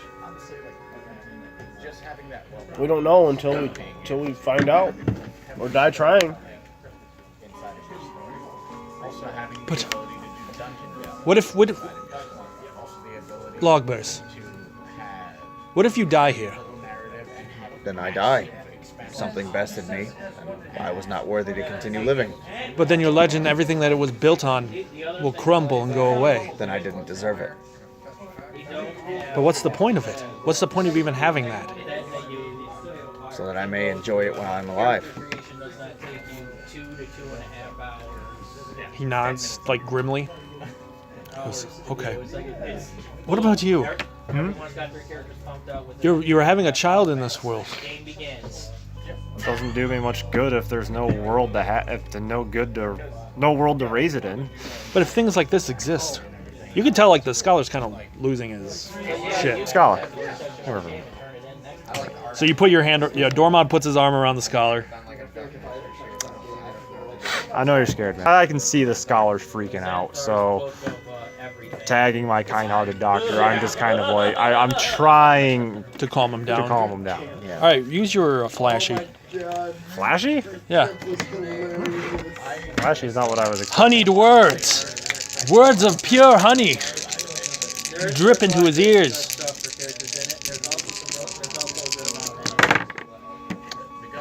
4. You comfort him. Tell him, basically your points. You say, there's more to life than this. There's good parts of life. It's all gonna be okay. Boragon slips out to go relieve himself. Okay. You want to have a conversation. I'm going to create a drama scene between you two. You want to have a conversation about the scholar. About what he might like. Actually, before we continue on, how does your character feel about everything that has transpired so far? Laagburs. Laagburs, how does your character feel about everything that's transpired? His whole battle lust thing that he had going on at first, it's still there, but it's he's a little more wary now. It's he's kind of seeing the scope of it, and he's realizing that the fights might be a little hard. It's he's not disheartened by it. He's just a little more daunting. He's Right. You're seeing everything, like, it's not so much that it's still a battle of survival, but it's not one single battle. It's Right. the overall. He won't be just cutting his way through it like he thought maybe he could. Yeah. But as far, he thinks that everyone is coming together well. Yeah. He thinks that we're starting to actually be able to work really well. When he sees the scholar so fretful, what goes through his mind? At first, he's thinking just this guy's gonna die. There's no way he can make this. But he's survived thus far. Yeah, he's survived so far. Well, it's just like it's part of his team. They've been together. I don't know how long. Probably a couple of weeks. Yeah, it's been a couple of weeks now that he's kind of been around the scholar and seen it. And after a little while, they've not grown on each other, but they're starting to, and well, you can tell that he has an affection for you. yeah, it's just like He's always curious about you, and probably like throughout your travels, he's probably talked to you about yeah. like writing and stuff like that. And it, his first thought when the scholar's like this is just, well, he's not gonna live. He's gonna die. We might as well kill him. Right. But then he kind of snaps back to himself, and he's like, no, this is someone that I've helped, that is helping me, that is, we have the same goal. And you see his I value. need to help him. Yeah. Yeah. So even though it might be difficult, you see that he might prove valuable in the end. Yeah. It's not even necessarily valuable. It's just he's almost starting to form a bond to where I don't want to kill him. Right. And I don't want him to die. Right. Kind of thing. Not necessarily that there's value to him. Right. Okay. He sees it almost because I don't know. Value almost comes across as more as too distant. Right. Yeah. Okay. How does Jormund, after everything the scholar's done, how does he feel about the world that his family's going to live in if they fail?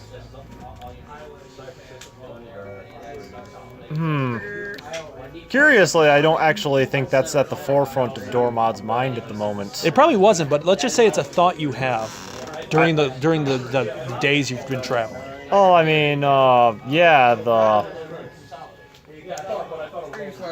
it raises some concerns, especially with ESOs and such still being such a prominent force in this world, and how the misuse of their magic can create these creatures at any time. Right.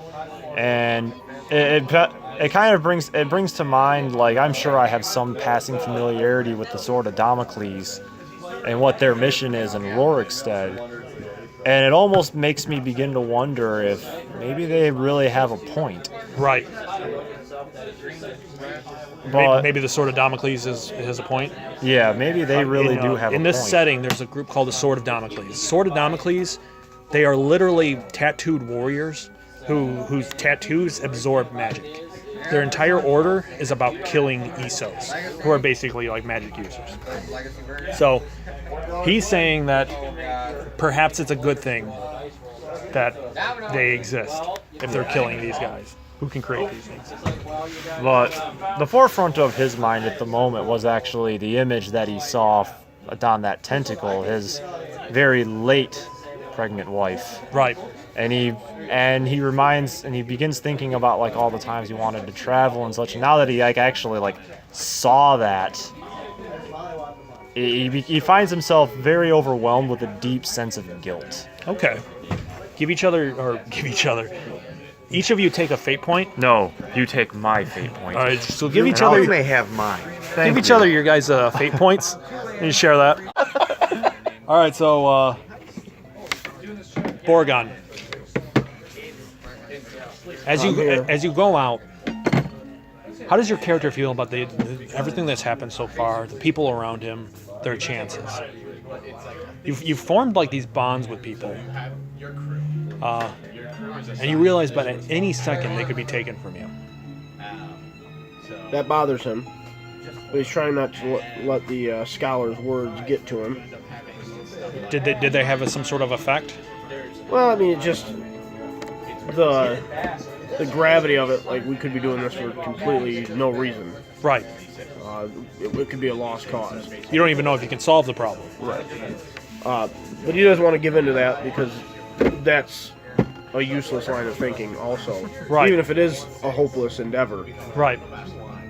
What are we going to do now? We can't turn back. We might as well try to see it through. But with the thought of turning back, does that come into play? Only for an instant. I mean, he knows it's not a real possibility Right. because there's no where are you going to go? Right. Eventually the mist is going to get you. Yeah. And for all you know, the whole world might be... Yeah, it might have expanded out to where we were before. Right. So, you see him kind of out looking into the mists. You're near that village, or that one little townhouse that had all those corpses. What do you do? I'm gonna kind of gather everyone. I'm gonna walk up to him, Yep. to Boragon, and kind of just hand on his shoulder, and I'm gonna tell him we have to go. All right. Have the scholar pull out the map, figure out where we gotta go. We're gonna head. I'm gonna try to guide them further into the steps. Okay. As you guys are traveling, everyone come up with a character moment with another person.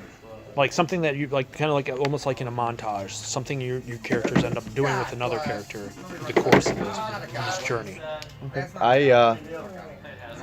I spent a little bit of time teaching the scholar how to fight a little better.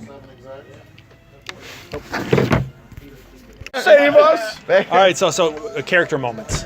You had one with a scholar. Yeah, I took some time and taught the scholar how to fight a little better. Kind of, not necessarily, obviously not in such a short time built up his strength, but showed him ways that he can make himself stronger. I would say, like, while you were doing that, like, you guys conversed and you guys talked about human history and politics. Well, like, I mean, just kind of like you were teaching him something and he was teaching you something at the same time.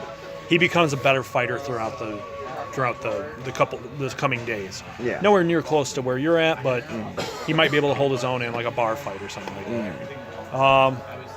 What about a character moment? What character moment do you have? Scott and I have conversed about our families and family aspirations. You just talk about hope. Yeah. What kind of comes out of that? I would say a better understanding between the two of us about our goals and like why we're doing this. And I'm assuming that he mentioned that he will offer you a place in the village. I'm assuming that comes up again. Yeah, we've talked about more details about it. Yeah. Yeah, like I'm imagining like we don't have much in the way of hunters in our village and such. It's kind of like the only way that we really have to procure food and such is just through farming and such. Trade, yeah. But Okay. Oh, it's a character moment you have with someone else. I'm a Matt. I like to think that at some point, like Laagburs and I have a conversation attempting to like better, maybe even understand each other. Just because I feel like he and I haven't conversed a whole lot. Like I feel like I've had a lot of character moments with Boragon, Yeah. but I actually go approach Laagburs and try to really get to know him better. You guys kind of find you guys are almost polar opposites in every way. Where you destroy, you create. Where you where you're about yourself, you're about community. Like it's you guys. You've never met someone that is so not you. How do you take that? Like this guy is like runs contrary to all of your beliefs, and vice versa. Like you're like, oh, you healed that guy. Why didn't you just slit his throat and take his things? You know, like that. So it's just. I'll let you go first. It's some there's like some of the things he says like can kind of Understand. he kind of if some of it frustrates him, some of it like he understands where he's coming from even if he doesn't agree with it. Yeah. And then there's That's half of my friend group. That's half of my real life friend group. Oh. and then there's but then there's a third layer of him that's genuinely intrigued. Yeah. Because, like, it's just what you said. He's never met anyone this different from him in all facets of his belief system and way of life. And so there's also a part of him that really just wants to learn more. Right. How do you take him? How does Laagburs take Dormont? It's really like we both just. I mean, it's against the grain. It's so far against what Laagburs expects. But I don't think he has any. I don't think he has an issue with him. He doesn't have, he doesn't have any kind of ill will or Yeah. It's just like I don't get it. That's another thing. You. Like last time you said you were kind of interested in how the scholar was able to read books, but you see that he's a very similar kind of guy. You ever feign more interest, or did you kind of set that aside? Thinks the potion making and stuff is kind of cool. Like obviously he's used it. He used it to good effect. Yeah.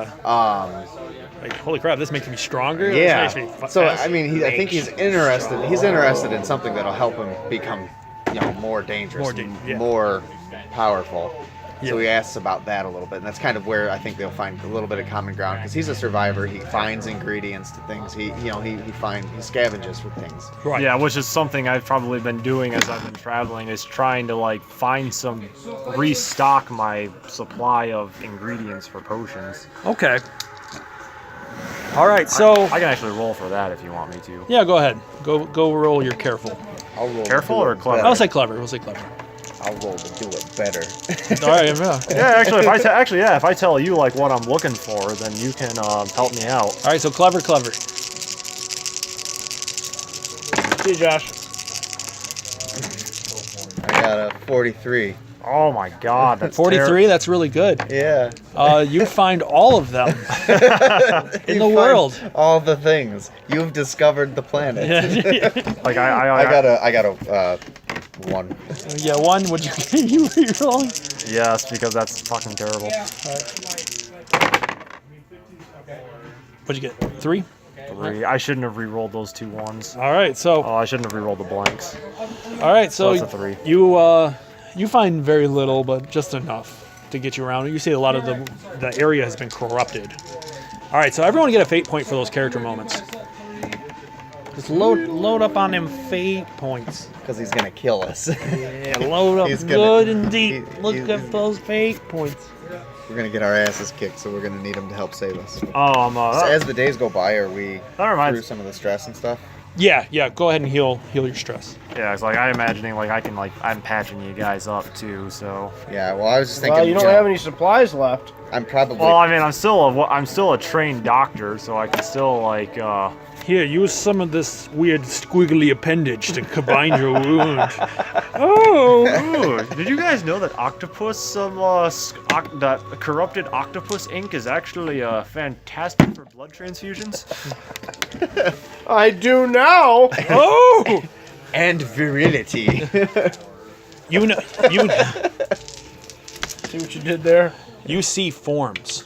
Who's taking point? I'm assuming it's either you or Boragon, one of you. I will. All right. You see forms off in the distance, marching towards you. They smell human. But then again, maybe not. All right. I'm gonna kind of point it out to everyone. How far away are the forms? They're probably a good half mile away. You can just see their silhouettes. Okay, so I'm gonna point the forms out to. They seem just as awkward and wounded as Jormund was when you moved. Why do you do this? Huh? What? Make it all ominous. What are you talking about? I don't know. Maybe I'm just being silly. You know, even Guts only had to fight like one encounter a day. What are you talking about? It's been a couple weeks. So yeah, you see forms in the distance. Okay, so I'm gonna motion to them. I'm gonna come to Boragon and I'm gonna tell him to kind of circle a little ways out. I like it. Get an Thinking idea. the same thing. Circle out. Yep. So you go off into the mist on your own. Go ahead, create an advantage. Sneaky. I'll do the same, and then we're gonna both run off and leave the scholar and Dorman to die. What's the terrain like? Oh, there it is. The terrain is like I said, there's spires that seem to be jutting out from open plains. They seem We're to still in an expanse, though. Yeah, Okay. yeah. There's no woods or. no, but you can hide behind spires. And, Okay, and- I'll do that then. I'll try Okay. to morph behind them. All right, go ahead and roll your sneaky with the +2 that you get. Holy poop! Oh. Very You morph nice. into the fog perfectly, creating this. You have this advantage. Are you moving closer to them? Yeah. All right. The closer you get, you can ask 3 questions. Okay. Do I see the tethers? No, attached to you don't these? see any tethers. Are they talking to each other? Yes, they see that you hear one go, just a little bit further, just a little bit further. And you hear basically one like you hear the cry of a small child. And you hear the others go, you just have to fight, just keep moving forward, or you come to the flank of those creatures. Creatures? Yeah, you don't know what they are. Humans? You said. You I said from humans. humans You or said Laagburs? humans. Huh? You said humans. Humans are a type of creature. We done caught you, boy. All right, so you come across these human creatures. Okay, well, I'm just gonna kill them with fire. They explode.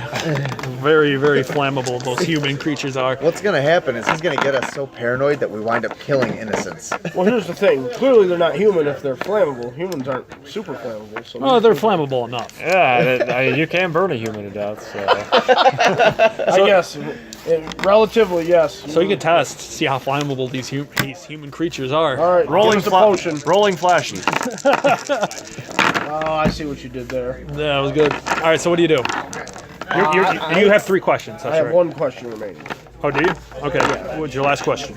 My last question is there appear to be... Okay, they're clearly different, and I really get the feeling that they're human. Yeah. They're just regular human, like refugees, basically. Is there anything... Are any of them armed? Yes. Spears and swords. Okay. Some of them, there look to be about a dozen of them. They all look kind of mildly wounded. They all have packs and supplies, which at this point you guys have pretty much run out. Okay. And you see that they seem to be trying to get out of the mist. That's the feeling I got. Okay, so I reveal myself to him.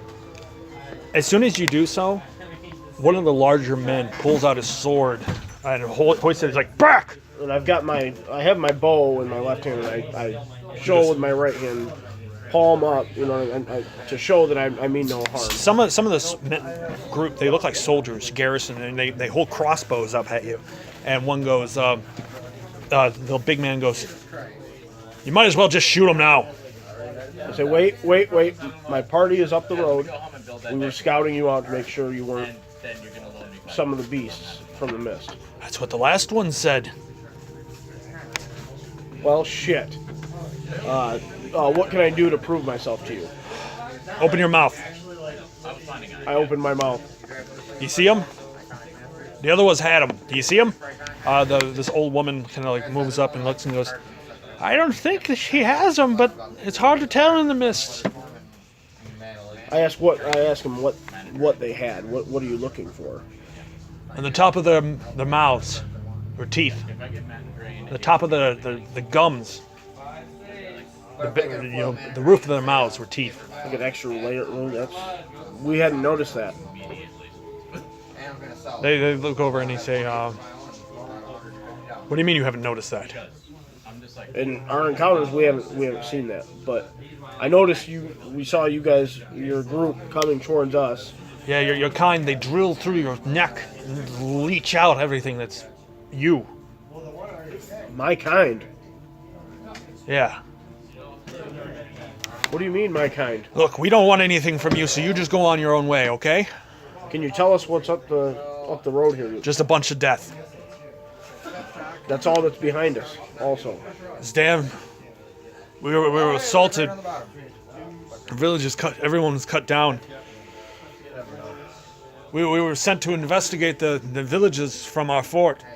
We figured once we return to the fort, we'll secure a battle line and hopefully hold off until reinforcements come. my group and I were sent into this mist from, I don't know if abroad's the right term, but from outside of the mist to try and locate the source of it. Were you settled here when the mist came? The mist came out of nowhere. We hadn't even heard about it until it had hit us. We were sent because we heard of Boraz raiders assaulting the outlying frontiers villages. So we came to repel them. We have two scholars with our group that could potentially articulate more of what we've seen much better than I. They're just up the road. If we could maybe share some knowledge and perhaps help one another. Look, we've been through a lot. As have we. We held out as long as we could, but there's no way. The things deeper, further. We just want to go. We want to be free. The large man is like wheeling. He still has a sword pointed at you. You using his distraction are able to. You came in from the other flank. He goes. If it wasn't the damn Vril, it was the Boraz. Now it's this. I swear, if I see another Vril, just one, even if he's standing upright and can talk, I won't even trust him. Oh, jeez. I've got bad news. There's one behind me, isn't there? No, he doesn't say that. But but he does say if it wasn't the Vril, it's the Boraz, and now it's this. There's just a continuous threat to these people. We fought. These people have fought for their lives. These people fight every day, but this is just too much.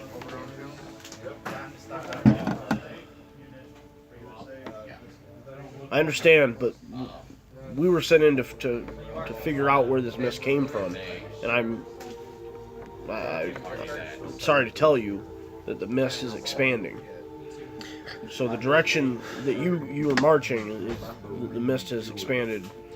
As soon as you say those words, you watch as like the shoulders of almost the majority of them just slump, and there's a look of defeat and sadness amongst all of them. How far behind them am I? You're probably about 10 feet away, but you're in the mist, so it's very hard for them to even see you. How far away are we from that village that I set up those defenses at? 2 weeks away. Around two or 3 weeks away.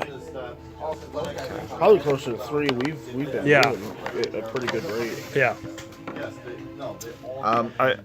Because I feel like it'd be worth it to mention that, but I'm not with them, am I? No. Me and the scholar are hanging Yeah. back.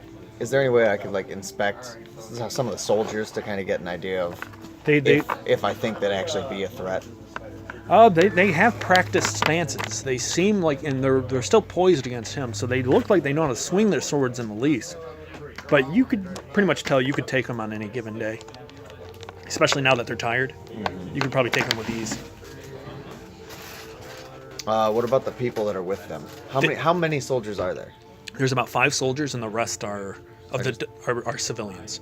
But they too seem like they've got spears, and they seem practiced with whatever armaments, men and women, and 2 small children. But even the children have weapons. Okay, well, I don't want to reveal myself yet because I'm a Vril, and Well, it I just don't seems like a particularly bad know idea. that you followed me, do I? I didn't follow you. I swung around behind. Right, them. but I don't. He said that you go left, I'll go right. Oh, okay. And so you can assume he's on the right flank. Okay. Yeah, so we basically left the scholar and Jormund, a little. Totally undefended. So I wouldn't say like way without us, but like we can see them or something. We can get an idea. We know where they are, but it's just like scholar, how's this hanging back doing for you? Don't talk to me, I don't like you. Scholar. What's your name? Well, my name isn't Eagle. Takes him. No. He doesn't say that. He basically don't talk to me. He's picking up. He's got his off of knife old ready. Daddy Laagburs. Yeah. Don't talk I to don't me, like you. He's got his knife ready, and he's prepared. He's setting a poised attack just in case something comes. He feels like he's defending you. I'm literally just sitting here. I'm literally just What sitting have I here done? humming. Yeah. Prepared him for when Michael comes back. Dude, he's gonna kick Michael's ass if Michael's not already dead. All right, so Michael's dead. yeah, probably. So, what do you guys do? I guess I'll reveal myself. Kind of like with a coughing, like. Immediately, the swords and crossbows are swung, and they go back away, and he goes, "It's a Vril! Shoot it!" I said, wait. He's part of my group. Shoot them both! Does he really? No. Shoot him in the head. Well, actually, use Flashy to try to calm them down. Okay. I'm gonna use You need at least Flashy a to 3. rile them up. You need at least a 3. Get him, That's guys! not a 3. Stab him in That's the a butt. 0. You suck. Oh. All right, I'm gonna. I've got to use a fate point because I don't want him to shoot my Vril. That is just a 1. You can succeed at a cost. Sure, I'll do it. Can I? Before you make yourself stupid, I'm going to like slowly, very slowly, without making any kind of threatening gestures or anything, walk up and to the guy that looks like he's leading them. Yeah. I am going to say, if you touch me, you will die. I guarantee you that. Oh, that'll work really well for calming them down. Yeah. I'm not trying to calm him down. Roll forceful. Yeah. There is no afterlife. It just goes black. Okay, Rick. Death is There you go. Slam my face into my palm. What kind of death was that? An instant one. Yep, that's right. Oh, well, okay. Well. 2. It's you get a boost on them. They're on their guard. You get a +2. But okay, so they're ready to attack anyways. But you have them scared. So if they do attack you, you can tag the boost of they're scared. But you want to succeed at a cost. Yes. All right, so go ahead and get a fate point. I'm proud of you guys that you got it that fast. I'm proud of you. Yeah, I'm right on there. Yeah, I'm good. You fire. You say, "Oh, he's with us," and then you say that you basically die. So all If you the fuck with me, you die. and then one goes, "Okay, then." He levels the crossbow at his head. He goes, "You come even closer. We'll kill him right now. Let's talk. So basically, like you are within a hair's, like you will be Right. killed, if things go awry. I tell him, I say, listen, my friend here is, he's socially Inept. inept. He's not where we need him to be yet. He is a talking vril. That is as social as a vril I've ever seen. What is going on? He is part of my group. We were sent to try and find the source of this mist. Okay, we've had some trouble along the way back east. We were told to travel west to hopefully find what we're looking for, and now we've stumbled upon you, who hopefully can give us some more information. Well, from all we know, the mist came out of nowhere, where there was no warning to it.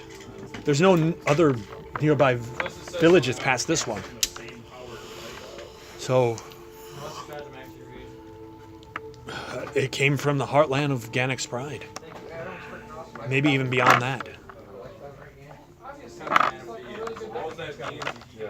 So we've marched for 2 weeks into nothing. Everything we were looking for is gone. Well, not far from here is... Not far from here is give me a syllable. Tier.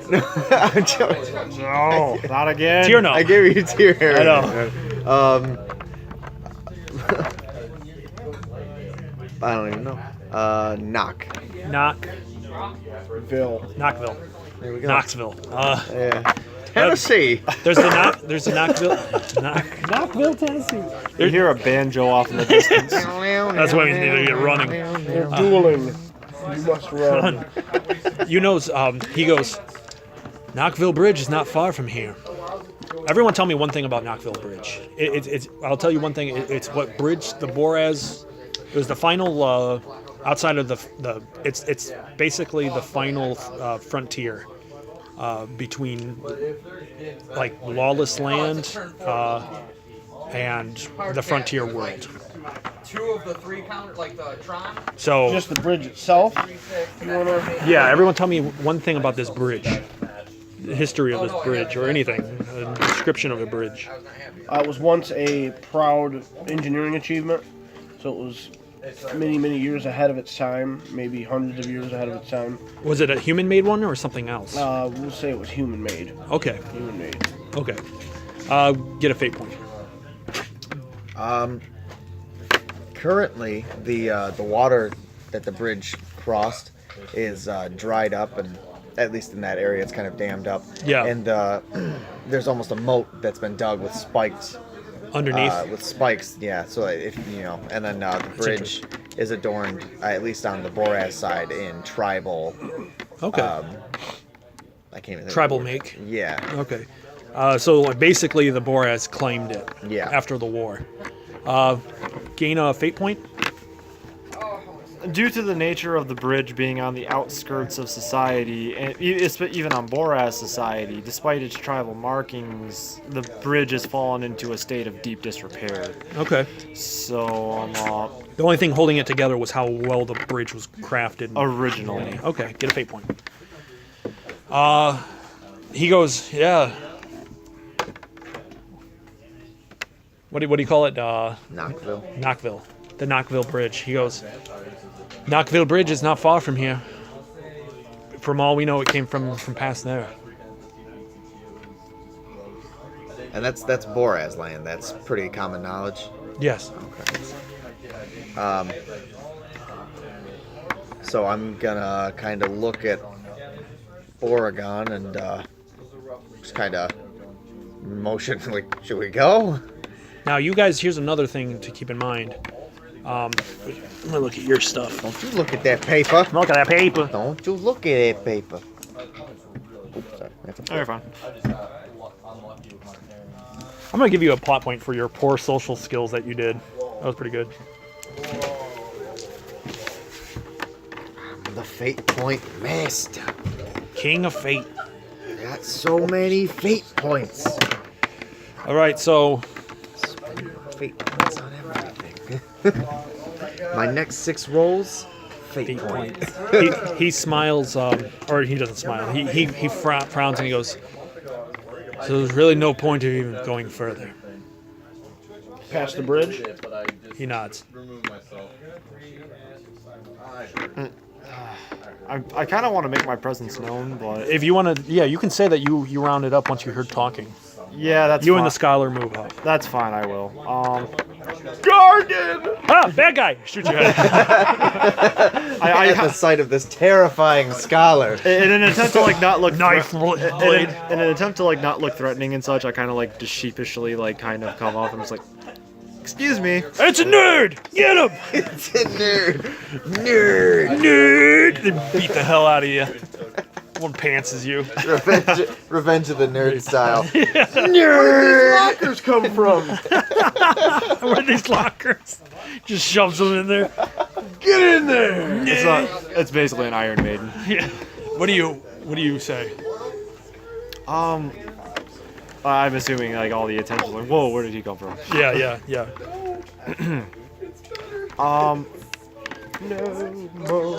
I know it's a couple. Crawl names. I know it'd be it's a couple weeks out, but there's a village. There's a village over yonder, past Garrick's. Speak a little louder. Okay. I know it's a little back a couple weeks, but past Garrick's fort, there is on its outskirts, past the woods, there's a small village there. I actually took the time to fortify it against potential threats, landmine potions, and some symbols that function as a sort of barrier for these creatures. He frowns and he goes, we've only been traveling for a few days and we've already lost half our number. We don't have enough supplies for a couple of weeks. And that's another thing. Supplies. They got it. Something you guys don't have. Stop compelling me to take from these people. I'm just saying. Well, You say it to me, boy. I might not, maybe that's an option that's out. Are any of your number wounded? I might be able to help you with that at least. Yes, we're all something wrong with each of us. We've all taken scrapes and cuts that we've not been able to fully treat. Do you mind if I took a look? I am a. Do you mind if we take a look? Scholar says, Oh, yeah, he can help too. the two of you, do you let them do this? Do what? They want to, Well, can I move without them losing their shit? like, what do you want to do? Go talk to them. Go talk to them. If you just kind of, if you shoot. Oh, I'm not putting myself in a position to look weak. All right, so that's a good question. Okay. So, Roll your flashy with a +1 to see if you can get them to calm down. Go ahead, roll. With a +1. That's that's a flashy, so that's 5. Okay. They calm down and they let you talk to him. let me, please. I could do it myself. They let you talk to him without killing him. I should say. So I'm gonna go over to Jormund and say to Jormund and the scholar, and say that we should not use our supplies without, compensation. Yes. Do I hear him say that? Yeah. And I tell him, we're in here. This is the reason we're here, is to help people. So if we don't help these people, Now, where did this come from? Now, you remember last time when you left the village to basically Die. Yeah. Yeah, I'm the one who Like, whenever the village that I just mentioned about fortifying against a potential threat, you guys I was all three of you even the scholar who was like, we got to push on, we got to keep moving forward. These guys are probably going to die anyway. And that was like your take was basically these people are doomed anyways. Like there's not much you can do for them. So, right, but those people didn't want to leave. Right. These people that we're dealing with now want to leave. They're trying to find their own way out, and Boragon has changed. So you think this is actually, instead of harshening him, it's made him softer hearted towards people. I think the goal, the goal is more clear to him. So yeah, you notice that he's for it too. He's saying this is why we're here. How does your character feel? How does Laagburs feel about that sentiment? I mean, he was never really here for the No, people. of course not. But now this seems like, and he wasn't either at first. Yeah. But now you see him like that. He's gonna be he's not he doesn't really have any kind of like negative opinion about it. It's just it doesn't make sense. We can't feed ourselves. Right. So and we're using up our medical supplies on these people when we have limited supplies and we need to take care of ourselves, because how are we going to solve this issue and help more people? Right. If we can't take care of ourselves. Do you say that? Something like that. Something along those lines. Less articulate. The scholar nods and goes, "It's true though. We don't have the supplies. What if one of us gets hurt? We're trying to save everybody, not just them." Well, then how about this? You make a point, but at the very least, I can take a look at what they have in terms of supplies and use what they have to treat them. I would not be opposed to that. That's fair enough. Gives them a better chance of survival. It gives them a better chance of survival while not purposely impeding our own progress. Laagburs' last sentiment on this is just that, we're wasting time. We need... So he's kind of... we gotta go. Yeah. Either... See, part of me kind of wants to just be like, let's see if they'll go with us so we don't get beat on entirely. But then that's not the Laagburs kind of thing to do, so I'm not doing it. I thought about that as well, though. So, I mean, we would all have, we have several trained sword arms here. I mean, that's a concept. I mean, basically, if they keep going, you don't know if you guys can stop this thing. But either way, the chances of them surviving 3 weeks is probably very, very limited. Especially because it was even less for the family that left the town that you dealt with. Yeah. So they have far less chance of survival. That's a plan that you guys might have, is take them with you. Because you don't know how long they're going to survive on their own, and they might be of use, the soldiers at least, in your travel. I mean, I think we When do you should start talking? I think we should be together. I mean, that's... Do you think you want to say that to them? Yeah, I mean, that's just what I think. I mean, we could use their strength, and... I mean, how many people are there total? 12. 5 soldiers, 6 civilians. Hardened civilians. Yeah, I think we're better off together. So do you want to tell them that? Yeah, I think it increases both of our odds of survival if we're together. So you stick around, you and the scholar start healing everyone's wounds, and as you're talking, Basically just gives us 12 meat shields. 12 druns to be used. He goes, is that what Laagburs thinks, though? Like, these guys are just going to be used as shields? Yeah, they're just shields. They're fodder. I mean, a couple of them might survive. The soldiers might survive. The civilians are going to die. Right. Unless we specifically leave them out of combat. Yeah.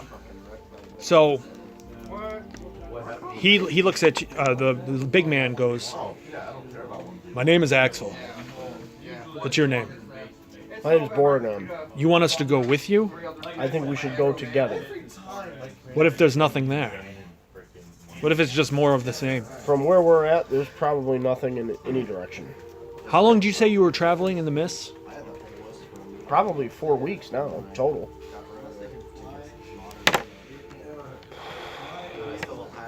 I guess we can try it. I've actually, now that I think about it, have I ever, traveled this far out in the, no? Never been a reason to. No, I didn't think so. The frontiers areas, they usually keep themselves contained. Like, they do their own thing. All right, then. He offers his hand. He goes, "Let's do this. You son of a bitch. Been pushing many arrows. Do you really think there's a chance that we can solve this whole thing?"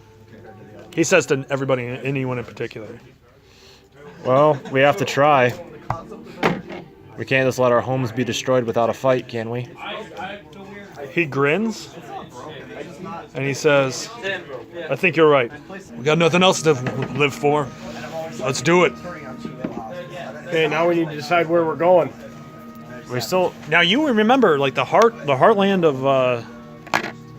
He said the heartland of Gannick's Pride is coming nearby.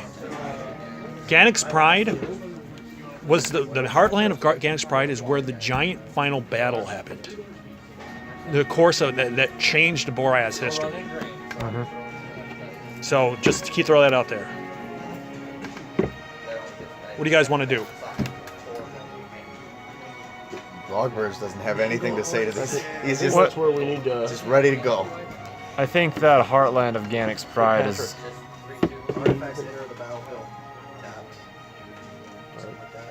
That heartland of Gannick's Pride might very well be. Garrick's Pride. God damn Garrick's it. Pride. Every fucking time. Well, stop saying Gannick, goddammit. I have a character named Gannick. It just fucking keeps. It just comes. Garrick's Pride. Yeah, fine. Yeah. Isn't that because that was where we? Because that was where. I don't know. Think about it. Where's what's his face? Michael's character. Durand. Can we still feel him walking in that same direction? Or? You lost his scent a while ago, but it was the direction your guys were currently going. The direction. Okay. It was to the west, right? Yeah. We were headed there anyway. Yeah. These people have told us there's nothing there. Right. Just But the what's heartland. beyond? It's just the Boraz lands. Let's ask Axel. What? Nothing. Where should we go? Then again, I didn't drink. I mean, if these were your lands before they were corrupted, Beyond Knockville Bridge, it's Boraz land. There was and you made mention that the mist came from that direction, correct? He nods. Then I think that's where we need to go. I agree. Kill some Boraz. We've already They're tied killed to this somehow. He smiles. the two creatures that we've killed were both originally Boraz. So as you speak, you guys actually have a moment of hope. It's time to go to Knoxville Bridge and find out whatever's causing this and kill it. You guys make your moves, Yep. and within a day's travel you'll be there. One final go around. What do you find on your journey? You can say it's a character moment. It doesn't even have to be between your characters. It's just characters amongst them, characterizing them. I'll say I have a moment with Axel. All right, what do you guys do? We just kind of strategize more about what's to come. Okay. You know what I mean? And I try to get more of his trust. In the conversation, he tells you should have been a soldier, not a hunter. As we're traveling, I noticed that the children and some of the men and women that were in the group, I noticed them kind of staring at me. Yeah. And in a mixture of curiosity and fear. And obviously, we've mentioned before that there's the legend of this hero Vril. Yeah, yeah. And so some of them, think that, some of them kind of are on the track that that's me. Yeah. And it's the children that first kind of approach me, and Yeah. they don't really say much. They just kind of look at me. Yeah. And I just ignore them at first, and I look at them, and as soon as I look at them, they kind of like freeze and then walk away. Yeah. I would say eventually, though, they offer you a place at their fire because they heard of these stories. These people have fought Vril in the past, but the fact of the matter is, I mean, even the children are hardened by living on the frontier's lifestyle. So, despite prejudices, they invite you to the fire and ask you very specious questions. Specious. And they all talk about how they've killed Vril in the past, and it's just a big thing, and they all just start laughing about it. How does your character react to that? Killing Vril is half of what he What he does. does. So I mean, he doesn't really care. So, do you enjoy that topic? Sure. Yeah, All right. he'll tell them stories about Vril that he's killed, and All right. other creatures and stuff. So basically, the lot of you all just kind of exchange war stories, and that's just kind of like something that you guys create together. Name one of the kids. Oh God. The little girl is Jasmine. Jasmine? Yep. So Jasmine's a tough motherfucker. She tells you about how like a grill like stuck its face in her bedroom one day, and she stabbed it with a spear, and she keeps the head in her room. What the fuck? Jeez. Yeah. This kid's pretty badass. Or they're usually attacked by Vril like pretty regularly. So How old is this kid? she's probably around 10. Oh, okay.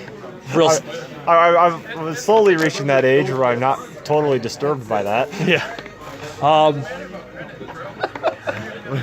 She's 4. She's 4 years old and she's got a criminal record. I was making one of my potions, trying to like restock on a lot of the things that I had already used on this journey. And the other child actually came up to me and was actually watching what I do. And I kind of noticed that he had a little bit of... He looked like he could potentially make a new... So he just keeps asking you questions. Yeah, a question is like, and I give him a little bit of an experiment where I have him like just maybe take a small dreg of a potion, and his body Just actually explodes. It just Fucking dies. detonates in a glorious shower of viscera. He must have been allergic. No longer had their trust. They killed us in The our crossbow. It's been aimed at his head the entire time. But his body actually responds to it fairly well, and it makes me think, if I put some time into this kid, he might make an alchemist. Become an alchemist himself. I want to say one final thing is the scholar reads stories from the past and entertains the peoples during the camp, and basically tells all the old history and lore of stuff like that. And it's a brief reprieve from the constant horror that surrounds the area. All right.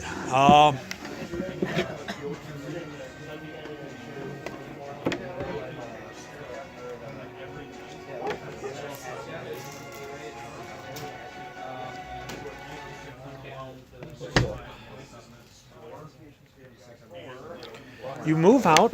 Everyone describe the area around you. Give me one nightmarish quality about the area around you.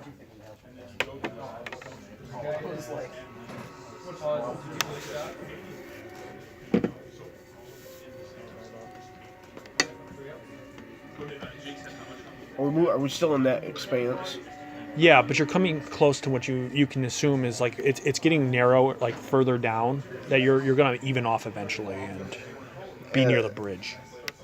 As we're going, we're actually seeing not only like dead humans and carts and the dead ground and everything corrupted and everything, but we're actually seeing the cannibalized corpses of some of these creatures, where they've been Eating. away. Yeah, they've been eating each other. They've been just hunting each other and killing each other for sport and all that fun stuff. I'm gonna add that a lot of them have javelins sticking through them, or other sort of boar-ass weapons.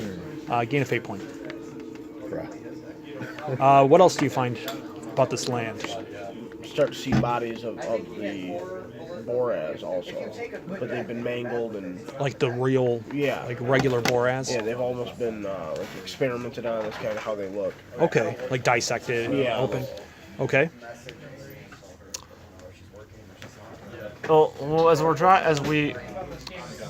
the closer we get to the Boraz land, we start to hear almost like inaudible whispers in the wind. That just constantly pressed against your mind. Yes. All right. As you guys are riding up, Axel holds out his hands and he goes, "Careful. This looks like to be like some sort of butchery. Something's been killing these things." He calls for Boragon to come up. I move up. He kind of like gestures for you to take the point. Okay. And he says, "I cover you." What? Go ahead. What you say? I was actually just thinking, Laagburs here might actually want to cover the rear of the caravan. Yeah. Okay. That's fine. Yeah, Laagburs will fall to the back and. He goes. This is familiar. So I want to move up and conceal myself. Or does he wants me on the... He wants you up front. Okay. Then I will... Roll your clever. Actually, roll careful. It's probably more careful. 6. You can ask me you can ask me 4 questions about the situation. Okay. What is it that he's seeing that's making him... It's all the bodies, obviously. All the bodies. Just that it was... Okay, so there was combat or whatever happened here. Does the air feel any different? Smell any different? Yes. The air is putrid with the scent of black blood. And you can tell that some of these creatures are still bleeding, which means they still might be alive. Okay, and it means it might be a little fresh also. Is the fog like it was when we encountered the octopi? It's even thicker. Even thicker, okay. You guys got anything? Do the creatures put off fog? Like, do they put off the fog in some kind of way? If you look carefully, some of them do. Yes. Which means that whatever is creating this fog Is a creature. It's an idea. Makes me think about that massive one we saw. That there's the hive mind kind of mentality. So it's something like there's an epicenter to all this. One last question. Got anything, Scott? Not at the moment, no. You mean another one?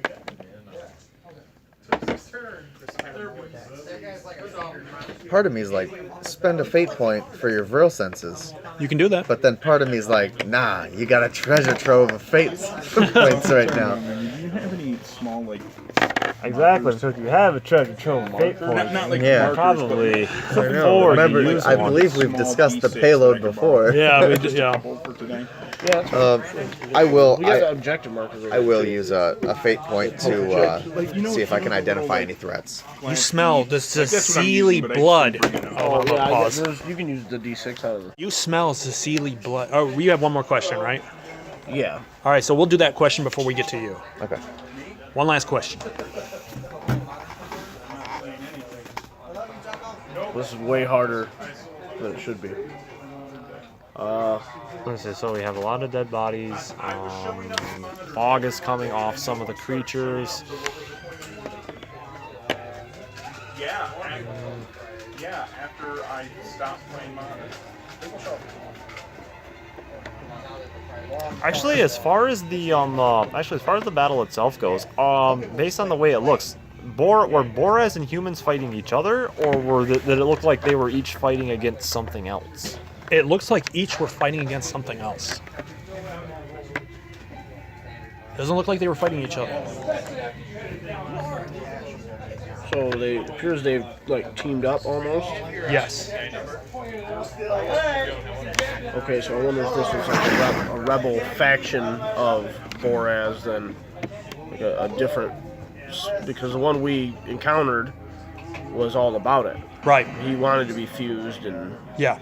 used for. I'm assuming he was talking about some kind of queen Right. type entity. So this sounds a little different. Sounds different. Yeah. Well, it sounds like. Some Boraz didn't agree Yeah, with they that didn't. mentality. Yeah, exactly. Everyone gain a fate point. Especially you, who just used his nose. You don't have to add it. You can just make that what's... I took one. Oh, you already. did? Yeah. So I'm You back up to 8. You smell Cecily blood drenching this land. But even greater is the stench of Cecily up above. And as part of my sense, I don't hear like a flapping or anything. Like there's No flapping, no. Okay, so there's something. When you look up, you see silhouettes of forms just sort of as if floating above you. People, human forms. They float above. Do they have anything threatening going on, or is there any weapons? Are there? Oh, you definitely feel it.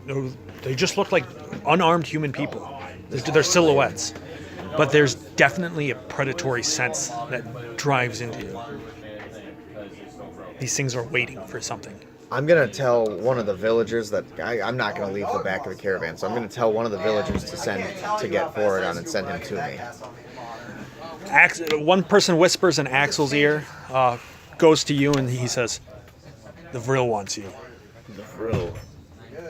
Okay, so I worked my way back to the back of the caravan, I guess you would call it now. Yeah. Okay. Shouldn't we be like letting everyone know that? Never mind. Well, I don't want to create a panic. Yeah. That makes sense. Yeah. Yeah. Plus, I don't really know these people super well, so it's like That's fair. go to somebody I trust. Yeah. Ish.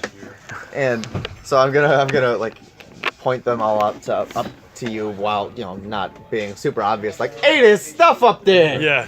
I'm gonna be like kind of motion for you to not let them know.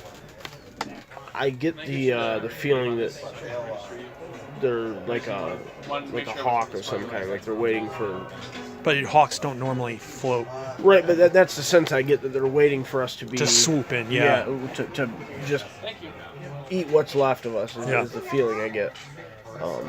They may be the thing that comes down and does it too, but Right. that's just the feeling I get. Right. That music is ominous. I love it. So what do you do? We need to find the epicenter of that, because shooting these things is not going to do us any good, I don't think. Yeah. So We need to keep an eye on them, but like, we need to find where the fog is thickest up there. It seems like every time when you look at it, when you saw them, each one has its own little bit of fog that contained within. It doesn't seem like it was like the last thing, which was controlled by Which tendrils. means each one of these is their own individual creature. They're not all part of one bigger thing.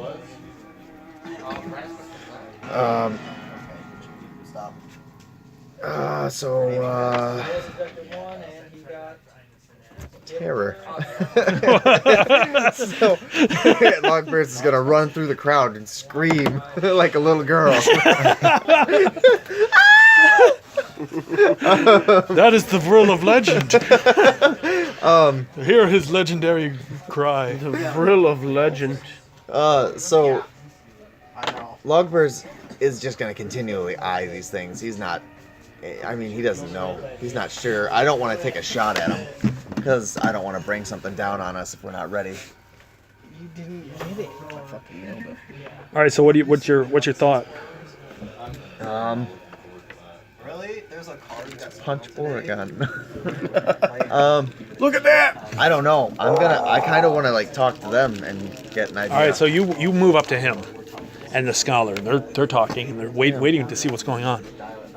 You come up and what do you say? I'm gonna point them. I'm gonna tell them to look and point out the stuff up top, and ask if they have any ideas. You ask if they have any ideas. Yeah. Okay. I want to look around to see if there's any kind of shelter we could. I wouldn't go too far away. Well, No. I mean, I'm just gonna keep an eye out if there's like You can like hold- a you can- cave or something. to hide. No caves, but the spires are still linger in the area. Yeah, I don't trust that shit. What's that? I said I don't trust that shit. Are we on a plane or are we still in like the steps where there's rocks and wait. stuff? There's steps like rocks and stuff. How close is the bridge? Not far. I bet that's what they're waiting for. It's for us to They're get on waiting the for bridge. us to get on the bridge, and if the bridge is in that state of disrepair, then they might very well try to knock that bridge down onto the spikes that are in the onto the moat. spikes below. Get a fate point. I just figured out their exact plan. Not exactly, but yeah, we're really, really close. Really, really close. They're probably gonna try to take us, probably gonna pick us up from the bridge and take us to whatever is causing this and consume us. Or drop us on the spikes. Or drop us, yeah. So yeah, like that's my thought. Was like I just say I don't think we should progress to that bridge. Should we take care of them now? I don't think we have a choice because I think as soon as they go on that bridge, I don't think we have a choice because as soon as we go to the bridge, I strongly suspect that they're gonna swoop down on us, and they're either gonna attack the bridge to try to knock us down to the rocky terrain below, or they're gonna try to swoop in, pick us up, and drop us on those spikes. I have no problem killing these things. So. But if that's what they're gonna do, then at the very least we need to mobilize everyone else to be in position. How many are there? How many? Dozens. And the good news is, I actually just thought of a new. There's almost like no animation when they float. It's just as if like they all sort of have their arms out, like almost like mannequins, like moving, coursing across as if being pulled by an imaginary wire. But that's only how their movement is. There's no animation to it. So yeah, I say I think we need to mobilize everyone, get them ready for combat, and then I think we need to shoot them down before we even walk to that bridge. I am okay with that. Remember that potion I just described, Jake? Can I use that? You already used your one potion for the session. Could I have made that as a potion that I was making during the? You could make a minor one, but it wouldn't be as powerful as you thought. You could say you're making it now so you can use it for the final battle, apparently. But, it's like that, like the final battle of the campaign. yeah. Sad face. If there is a final battle. All right. I mean, I don't know what you guys will do. There might not be a final battle. I thought that was a really cool idea too. It is a good idea. You can use it. I'll keep it in reserve for next session.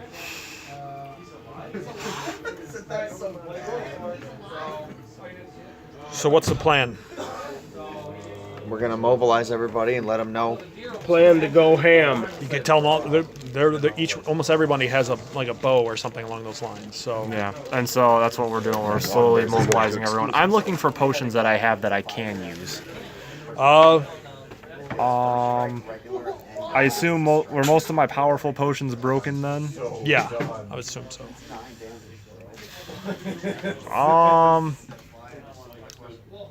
Minor effects. Airborne creatures.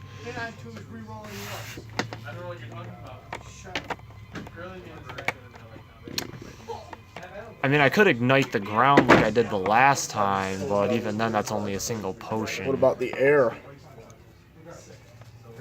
Actually, yeah, would there be like, because this air with the fog and stuff, would it be possible to like ignite something in the air, like ignite the oxygen in the air? It's possible to, if you want to like do a proximity kind of explosion kind of thing, you could try.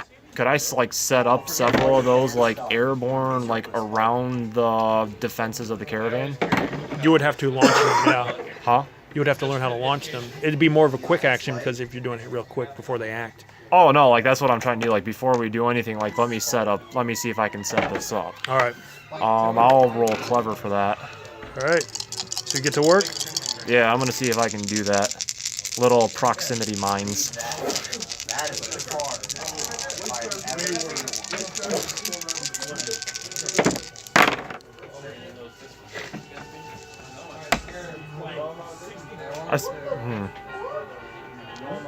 Would this be improvising a potion? Yes.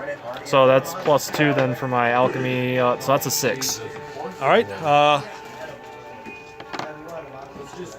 That is you succeed with style.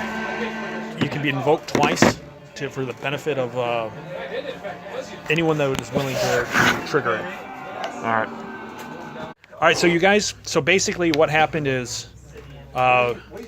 Dormod has built mines surrounding the perimeter, and you've all decided that you're going to unleash at once on these things, these creatures. What do you do? Okay, we're all gonna take our We're shot. doing it. That's not bad. 10. I'd re-roll that. No. You very well like. You can succeed at a cost. No, I'm Okay, re-roll. that's fair. There we go. That puts me at a 6. 6. What'd you get? 10. 10. Jeez. Do I have a bow? Oh, that's fair. I will You take. can roll for the villagers. He has an They get a +3. M60 machine gun. Actually, Dest and Troy. so I say, do you want the? Do we have like another set of fate dice? I don't know. You can roll your own. Everyone else has mine. Like Tim's using my pink ones, and you're using my purple That's fair. ones. That's fair. All right. Oh, okay. Yeah, these will be the villagers die. You can use your own. I don't have my own anymore. All right. What do Oh, you I got? mean, I do have door mods, but those are door mods die, and I don't want to get those confused. 4. +1.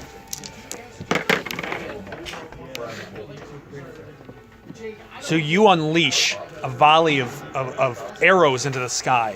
They don't move, but as you're hitting them, they come falling down. As they fall and you can see their forms, everyone tell me a nightmarish quality about them. Oh, good God. Grab punishing fire. What'd you say? He didn't say anything yet. Ooh, you see, I said, oh, good God. He said, "Oh my God!" I'm going to attempt to explain how these things float. So what you Just don't try too hard. Just remember, there's a ceiling.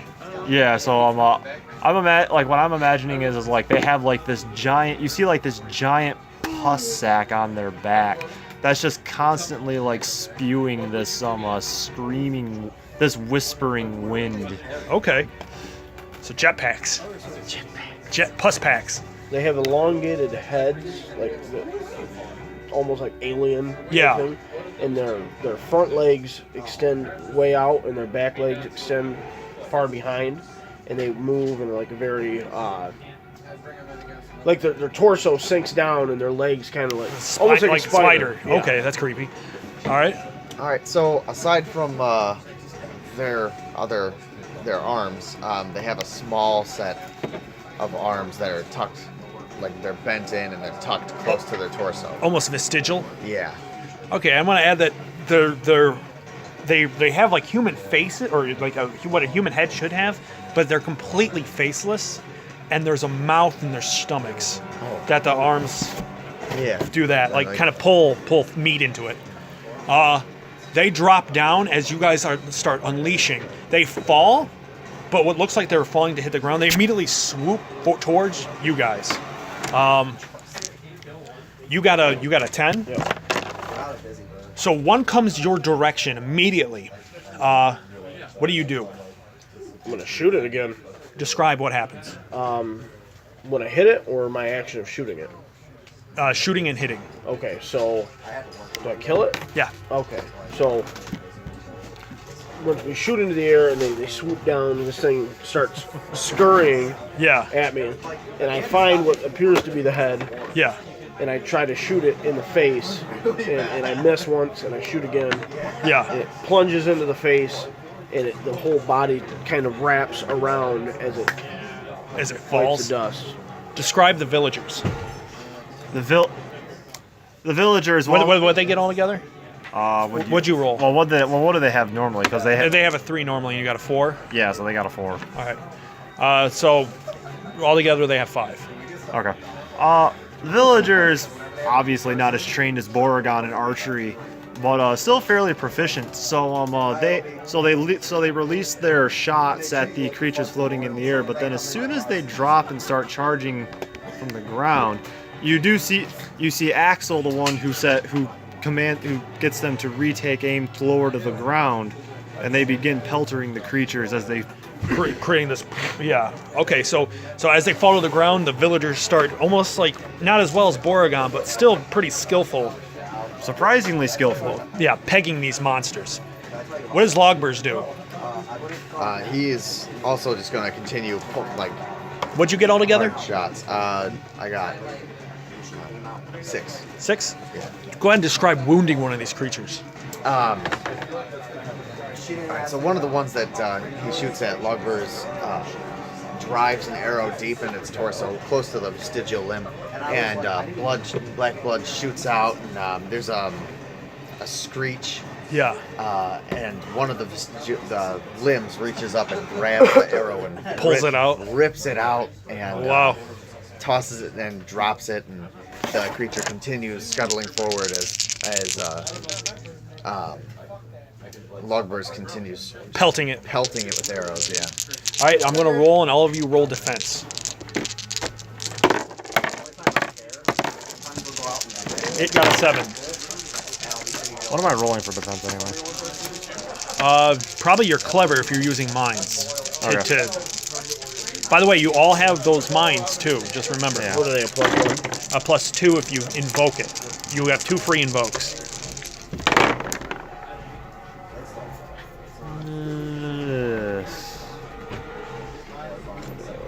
Before you do that, you can succeed at a cost if you want. 1, 2, 3, 4, 5. So I'd have 5. That's 6.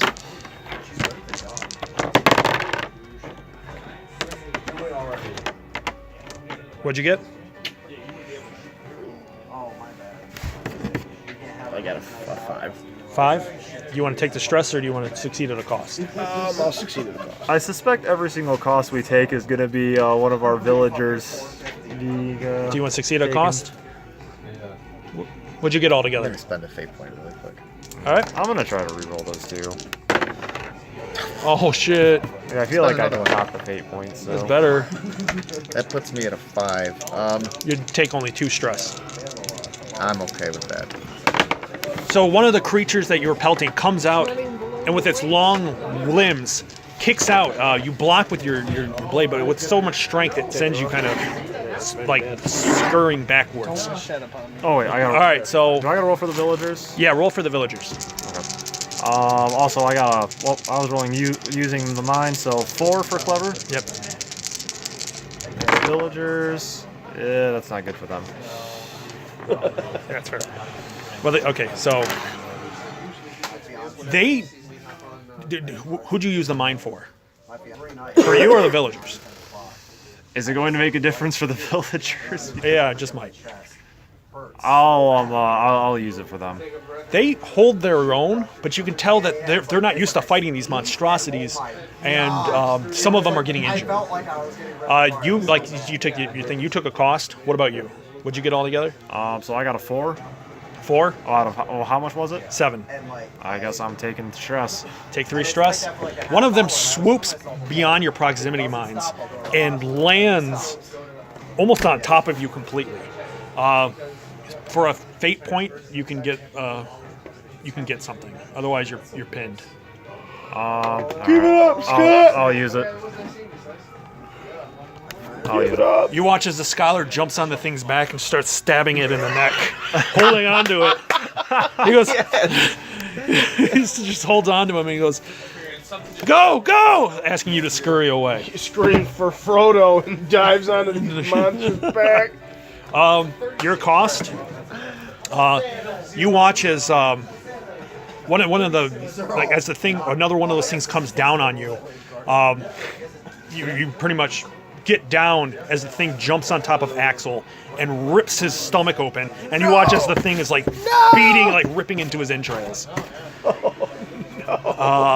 You watch as Axel like dies a horrific death. What did you roll? I was 1 under. What? Oh my god. Were you only 1 under? Yeah. All right, it would be a minor cost. Then you watch as Axel is. For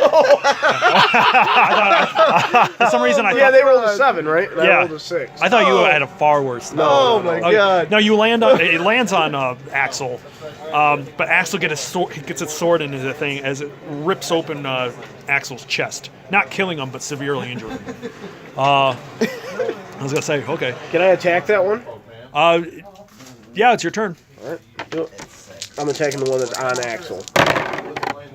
Yep, and I hurt him. What'd you get all together? Well, that's 7, 8, 9. You take your bow, you draw it back, and you can hear the old wood from your heirloom bow creak and groan. And as you release the arrow, the shot, describe how it kills it. We'll say he's going up and he's getting ready to kill Axel. And as he raises the vestigial, was that the one they were using to feed with? So he was like, basically, had his 4 normal limbs, like normal. Yeah, right. Yeah, like planted into the ground, and the other arms were like pummeling him, and or ripping one, more like. Right, rip. One Yeah. was going up to deliver the final blow, and it caught him underneath, right in the body, and sent him spiraling back. Sent him rolling. Axel climbs on top of it and just keeps hacking at it. Laagburs, what do you do? The arrow slides Log- deep through the soft tissue of the ribcage. Pierces the victim's heart. Laagburs. I don't even know. Is there? There's just that one that's in front of me, right? And then there's Right. anything else immediate. Not immediate to you. No, they seem to be everywhere, dropping down from the sky like flies. Okay, By the way, any of you can use the free advantage invoke of his How many proximity. times can we use it? Two Two. each, right? Two. Or total? Two total. And it's already been used once. Has it been? Yeah, it's I been have used. not used Yeah, it. it's been used once Um, to save the villagers. Like as they came for the villagers, it just exploded in their faces, knocking them aside. Okay. So I'll take the sword and shield out, and I'll charge after the one that knocked me back. All right.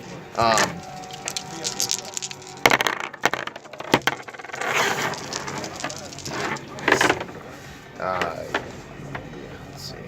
So I can get a 5. I will. Let me use a fate point to re-roll these two. And basically get the same thing. You could spend a fate point to tag Jasmine.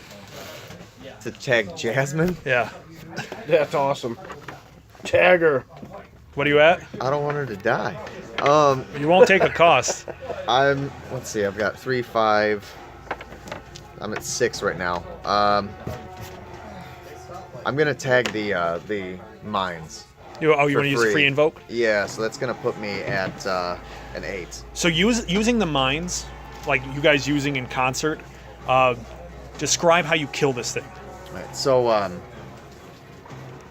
gonna say that there was a mine nearby, Yeah. and I don't even know. I'm gonna that I kind of use my shield to scoop it up and throw Toss it? throw the dirt and the potion at it. Yeah. And it exploded and in the creature's head. I guess I don't even know if it really uses it, but Right. and, on the creature's head. And as the creature comes reeling back, I ran up and took a big swing and just cut through the neck. Artery. Yeah. As you go about doing this, a flash of a voice in your head goes off and says, "Please don't kill me." As you cut the thing, Okay. and it says it with that calm monotone. The thing dies. Please don't kill me. Kills. Yeah, kills. Proceeds to kill. You are at command of this mine launching operation.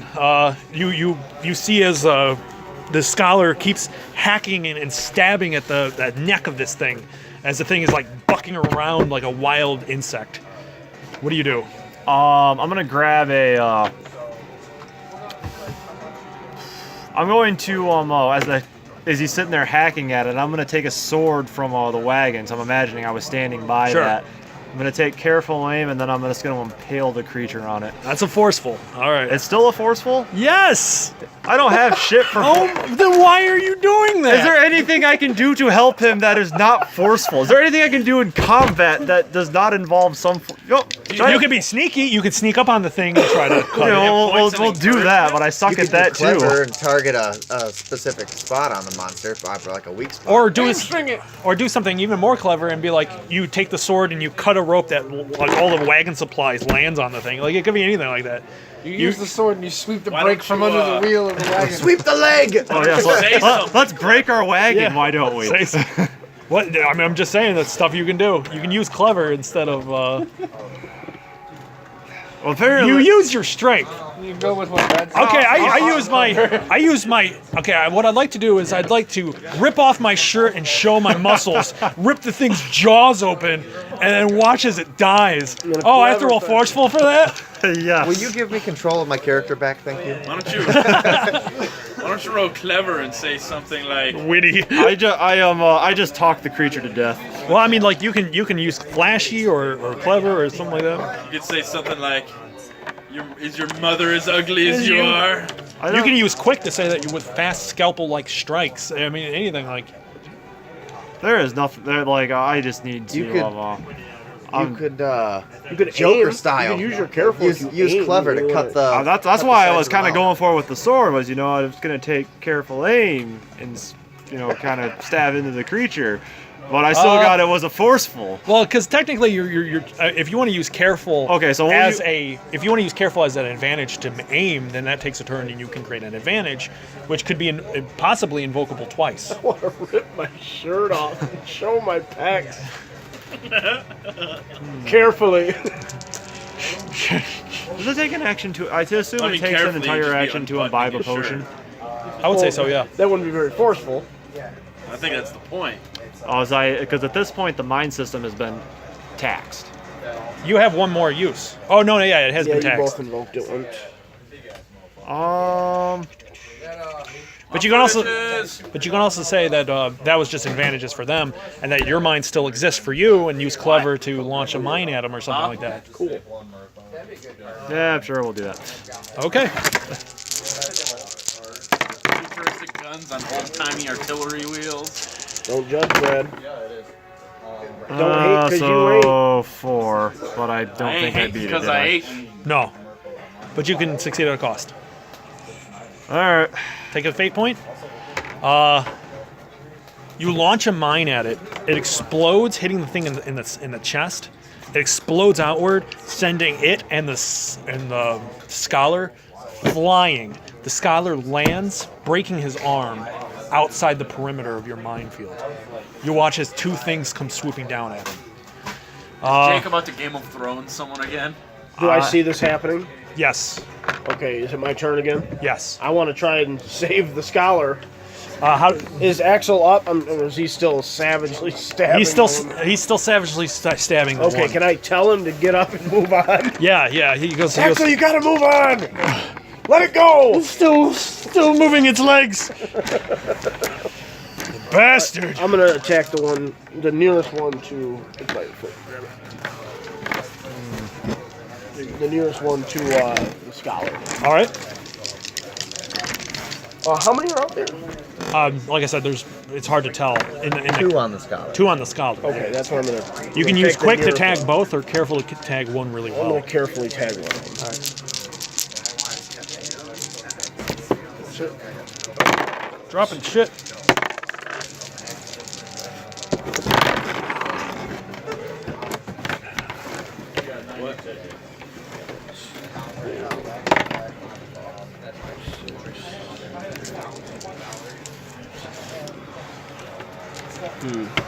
I'm at 7 right now. 7. It's at 5. It's not enough to kill it, but it hurt it. But you can succeed at a minor cost to yourself. Yeah, so anything I want to go. Yeah, I'll do that. How do you take them out with one shot? How do you take out 2 with one shot? I get 2 with a single shot? That's impressive. Yeah, how do you do it? That's impressive. It would have to do with the angle. Like, they would have to be, like, near each other, and one would have to peg them both. You want to do something kind of cartoony? You could as they're kind of going, you could tag them both in the air sack, and then they both end up just kind of spiraling out of control and colliding with each other. That makes my funny. I imagine it'd have to be something where one's behind another, and it just penetrates one, And the other one pegs smashes the in the other? Yeah. Okay.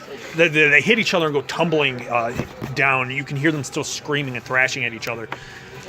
The scholar lets out a breath he goes to yell thank you, but before he does, his voice goes, and all of a sudden you feel something grab you by the shoulders as you go airborne. Jake, I have You are now up in the air. You want me to tag that? No, not yet. No, because it doesn't have full control of you. I got you. You still have your dagger and your bow. What are you doing? What's nearby? What is around me? You see the javelins of other dead creatures that were probably killed by, were used to try to kill these things. But everything around you just seems to be either death or these spires. How many? What creatures or how many creatures are around? Or As they're falling down, there seems to be at least 3 nearby. how close is the one that's got Boragon? That's on the other side. But you can probably take a shot at it. I'd be wondering if he even sees it because it'd be on the other side. Yeah, I would argue that too. Yeah. Okay, so I'm gonna continue I'm gonna charge the closest one to me. I assume that it's probably going after a villager or something, but Sure. I'm gonna charge the closest one. I'm down for that. Let's see, I'm at a 6, and so I'm not gonna do anything else right now. I'm at 6. You're at 6? Yep. It's at Poop Town, population it. You basically hurl yourself at it. How do you kill this thing? Population it. Oh boy. Is it facing me when I charge at it, or is it facing the villager? It's facing the villager. The villager? Yeah. Okay, so I'm gonna go running at it, and I go running at it, and I take a big swing, and I chop to the 2 legs on this on the left-hand side of the creature off. Yeah. And so it tumbles to the ground at an angle toward me, and as it tumbles, I spin.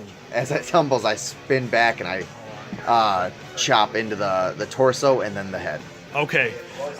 If the thing goes limp with a single strike as you cleave through its tissues, whatever its musculature is made out of, it's not made out of that anymore. It just kind of sags. What did you roll? 6, but it rolled awful. Oh. Yeah. The villager at you goes, thank you, and keeps firing shots. Go ahead, roll for the villagers. I like these guys. They're badasses in their own way. Maybe not. What'd it get? Alright, I so that's a -1. Jasmine and Axel are taggable for anybody, for the villagers, if you guys want to. Do the villagers have a pool of fate points? No. No? No, it's basically your guys' combined fate points. Okay. I will tag Jasmine for the villagers right now. Okay. So, do you want to tag Axel? Or anything else? On my turn, or is it a separate turn? We can tag it for the villagers. Yeah. The villagers use our fate points. All right. So do I re-roll these 2? Yeah. I was just tagging Jasmine to give them a +2. Yeah, you both do that. So we can tag those individually. Yeah, and you can tag to re-roll that if you want. Yeah, so they've got a +4 right now because of Yeah. Jasmine and Axel. You've got a trove. Yeah, so I'll do that.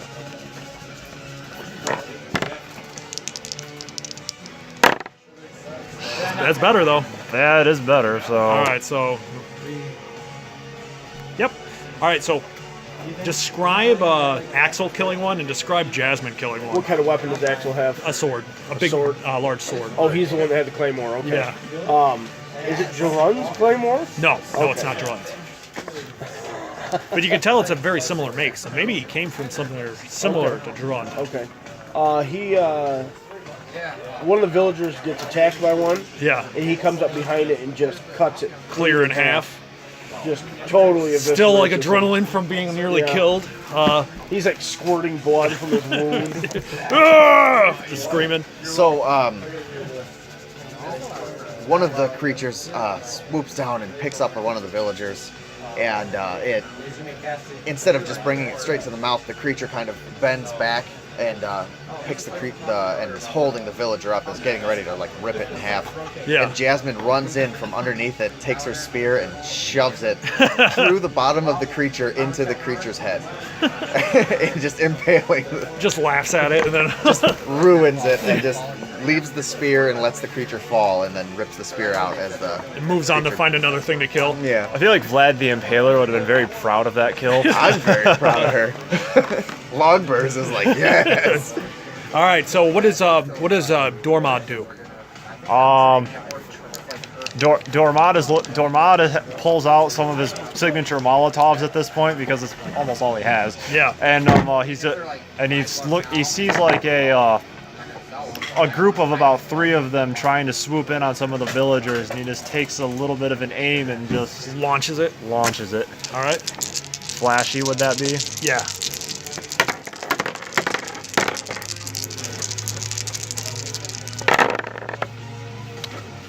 Have you used your reroll for the night? Or I have not. Might want to do that. You can have me reroll too. So what am I at? This Flashy, that would be 3. I'm guessing he did better, so. I'll tag another fate point. Yeah, you can tag all this other shit. Yeah. Former Enclave member, Rusty Master Alchemist. You can do some damage with your fate points. You know, I never actually really think about that, do I? No. Oh yeah, so yeah, we'll tag those actually. So 4, 7. 4, 7, 7, 8. yeah, so okay, wait, where am I at right now? So I'm at 4 starting off, and then I can tag 2 of these, which would give me 8. 8, yep. I'll do that. Describe what happens to the 3 that try to get on the villagers. So they all go to swoop in on the villagers, converging almost in like a triangle, which kind of actually signifies like a surprising degree of coordination. Yeah. And I just happen to predict their path and chuck it right in the middle of it, and you just see the vial explode. You see the explosion singe off some of their skin, but then you also see the shards of glass from the vial itself just skewer these creatures. As they're burning, you hear them go, "Please, no more. The pain is too much." Do I roll for the villagers again, or? Yeah. Well, this is now their attack on you guys. They've thinned out significantly, so their attack is going to be much weaker. Much weaker. All right. Who's it going after? All of you. All of us? Yep. All right.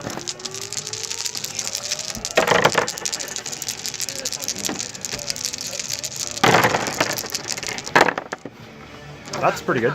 Fucking Pain Town, population them. I'm at a 4. 4? All right. You take it. What are you at? I'm what are we using? What are you? matter. How are you fighting? I've been fighting carefully the whole time. So that's what I'm assuming. Careful, measured shots, making Okay, sure you're yeah, never in. so But you're in midair, by the way. So. Oh, that's right. We never. So I'm gonna give a +2 to that. Okay. So right now it's at 5 for you. Okay. Yep. Fate point, here we come. Now you can remember you don't have to always re-roll. You can tag things that make sense. Like for example, anything that would make sense for the situation. I don't think any of those would. Okay. So I'm at a 4. all right, you got 5. So you're still in midair. You take 1 stress as it's like landing you near a spire. You're going higher and higher in the air. As they all come swooping down at you, all of you sort of beat them back in your own way. The villagers themselves, it seemed like there's only been 1 casualty for the villagers in general, and everyone else is just kind of mildly wounded. But they're fighting them, always fighting forward.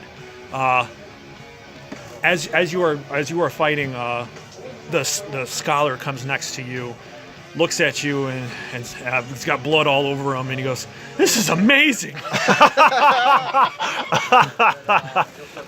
Yes. We're slowly transforming him into a blood knight. Oh, I love it. I love it. This is amazing. So the last one that seems left, as you guys repel them all, is the one that has you in the midair. As you are in midair, it tells you, it says, "Please, allow me to eat you, so I may be fed." That's gay. I tell it okay. Do you let it? Yep, go for it. All right, it eats your head. All right. Now you know it's Thanks, guys. Good game, guys. Please allow me to eat you. Well, since you asked nicely. The manners This this is the one. politest demon I've ever met. What do you do? I'm gonna take my dagger out. All right, so as you start slicing upward, you hit what we can tell is it goes, "Please stop! You are killing me."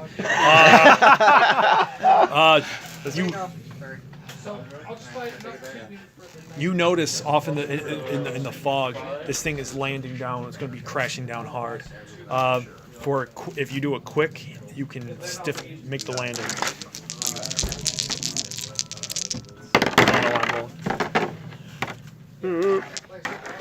One. You can succeed at a cost. Okay. Take a fate point. All right. How close is he landing to us? With that, pretty close. He ends up landing, smashing down into the ground, completely fine. You watch as Axel comes up and goes, puts a hand on your shoulder and he goes, "No, I need help right now. Huh? I'm gonna need help right now." Yeah, I can see that. Sit down. He sits, blood pumping from the open wound. Oh yeah, let's close that right now. I just immediately start taking like my searchers and stuff. It's like, okay, first numb. Drink this. You need a 7 On clever. Yep. To save him. Yep. All right. Let's see here. We're gonna tag kind-hearted doctor.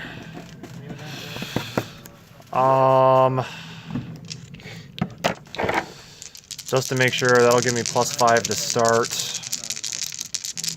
Can the scholar assist him? Scholar is currently not like this is a moment he's thinking he's doing right now. He might be able to help him later, but right now the scholar is with you. Yeah, looking for more shit to kill. We're still at a 5, so I guess because I only have 1 fate point left, let's just get the guarantee. I'm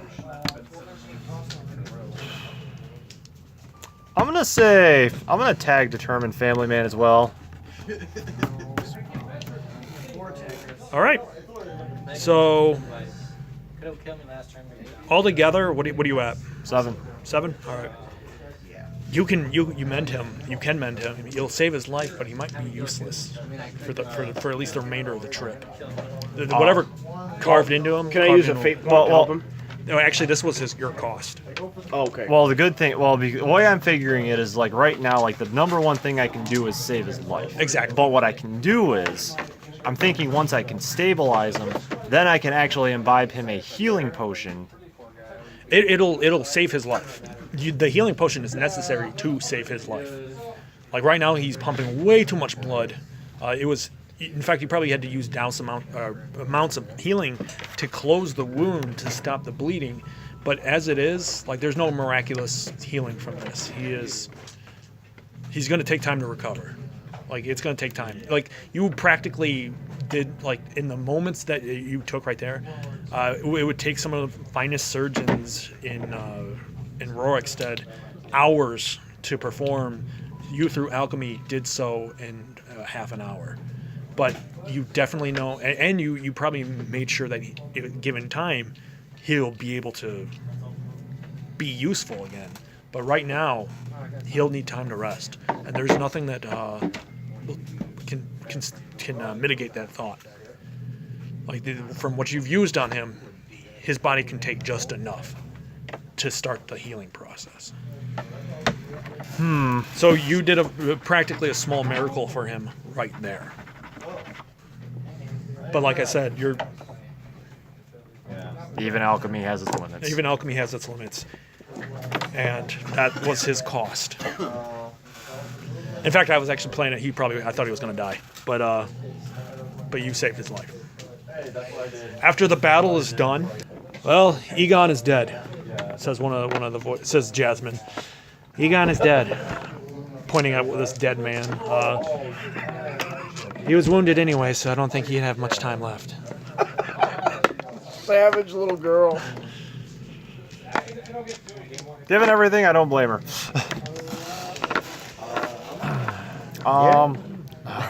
After I get done patching up Axel, I'm like, all right, you have to rest.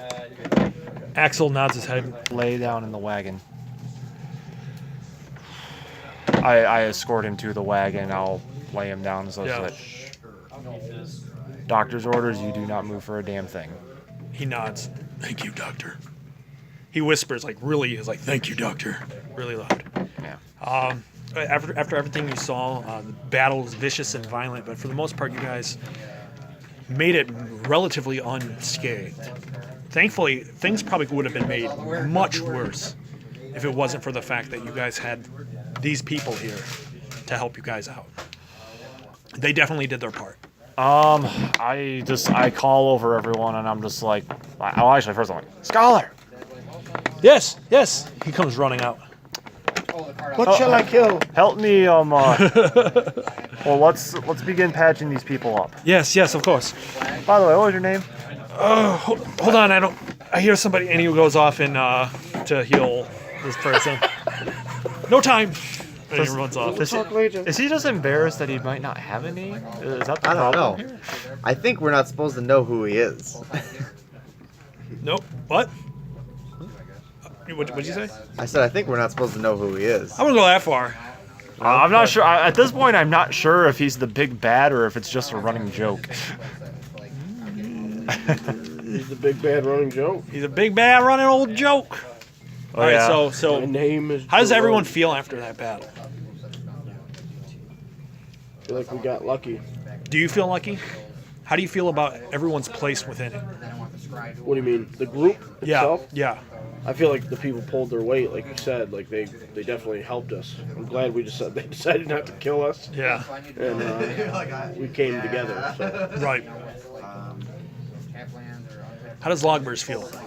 I mean, the fight was fun. Yeah.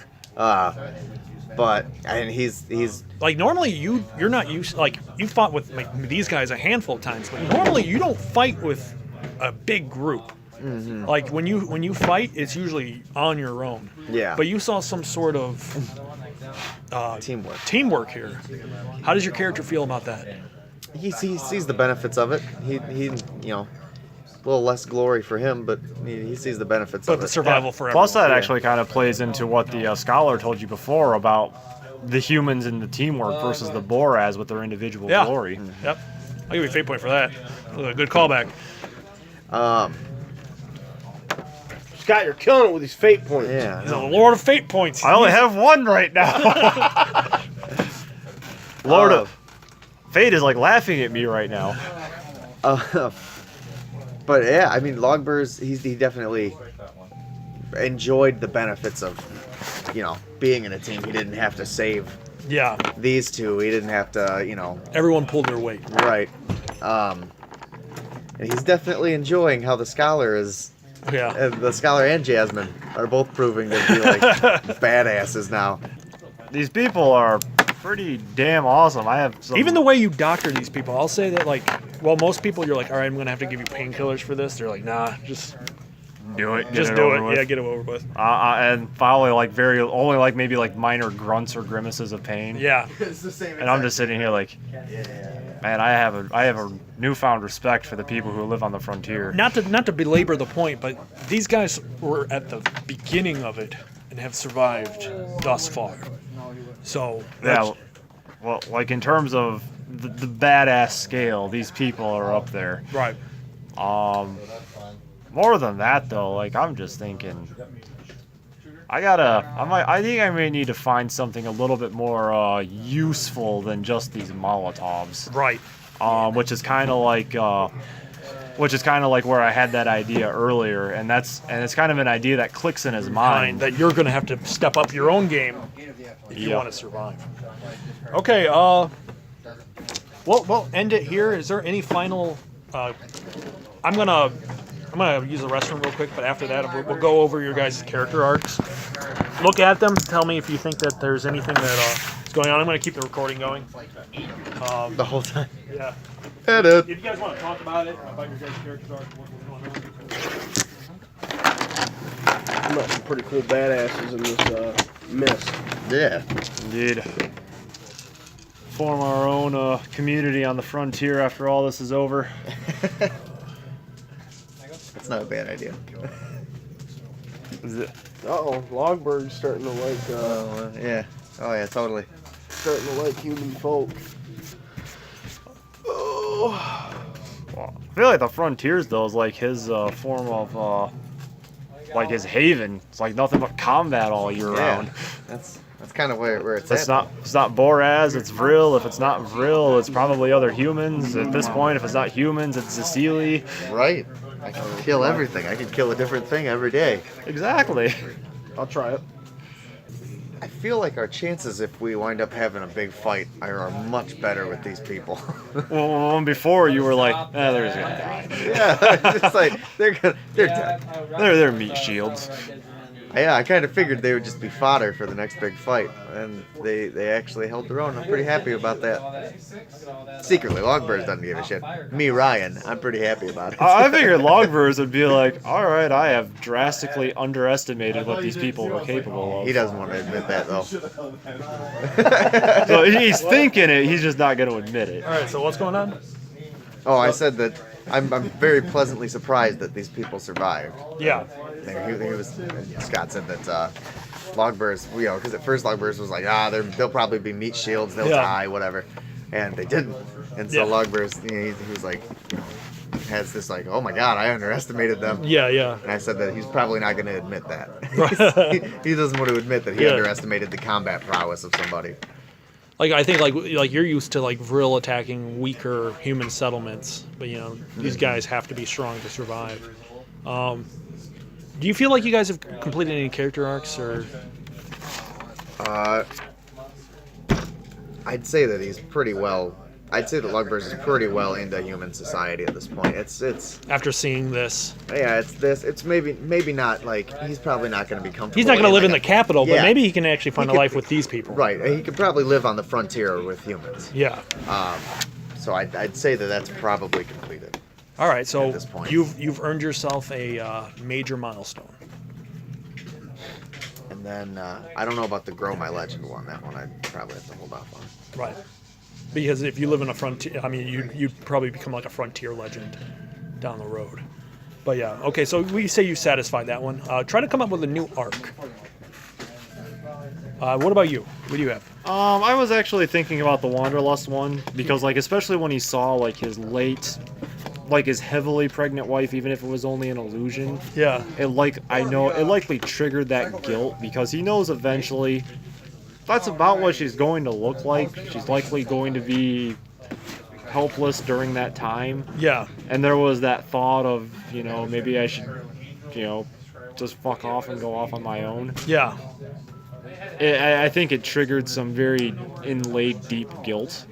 So you think you know for a fact that once this is done, He'll probably go back. But it's all, and then it's also just the fact of like this traveling, like, I mean, yeah. There's while he's enjoying the camaraderie behind it all, there's still just a sense of, this is what it means to travel. I'm risking my life every single waking hour of the day. Yeah.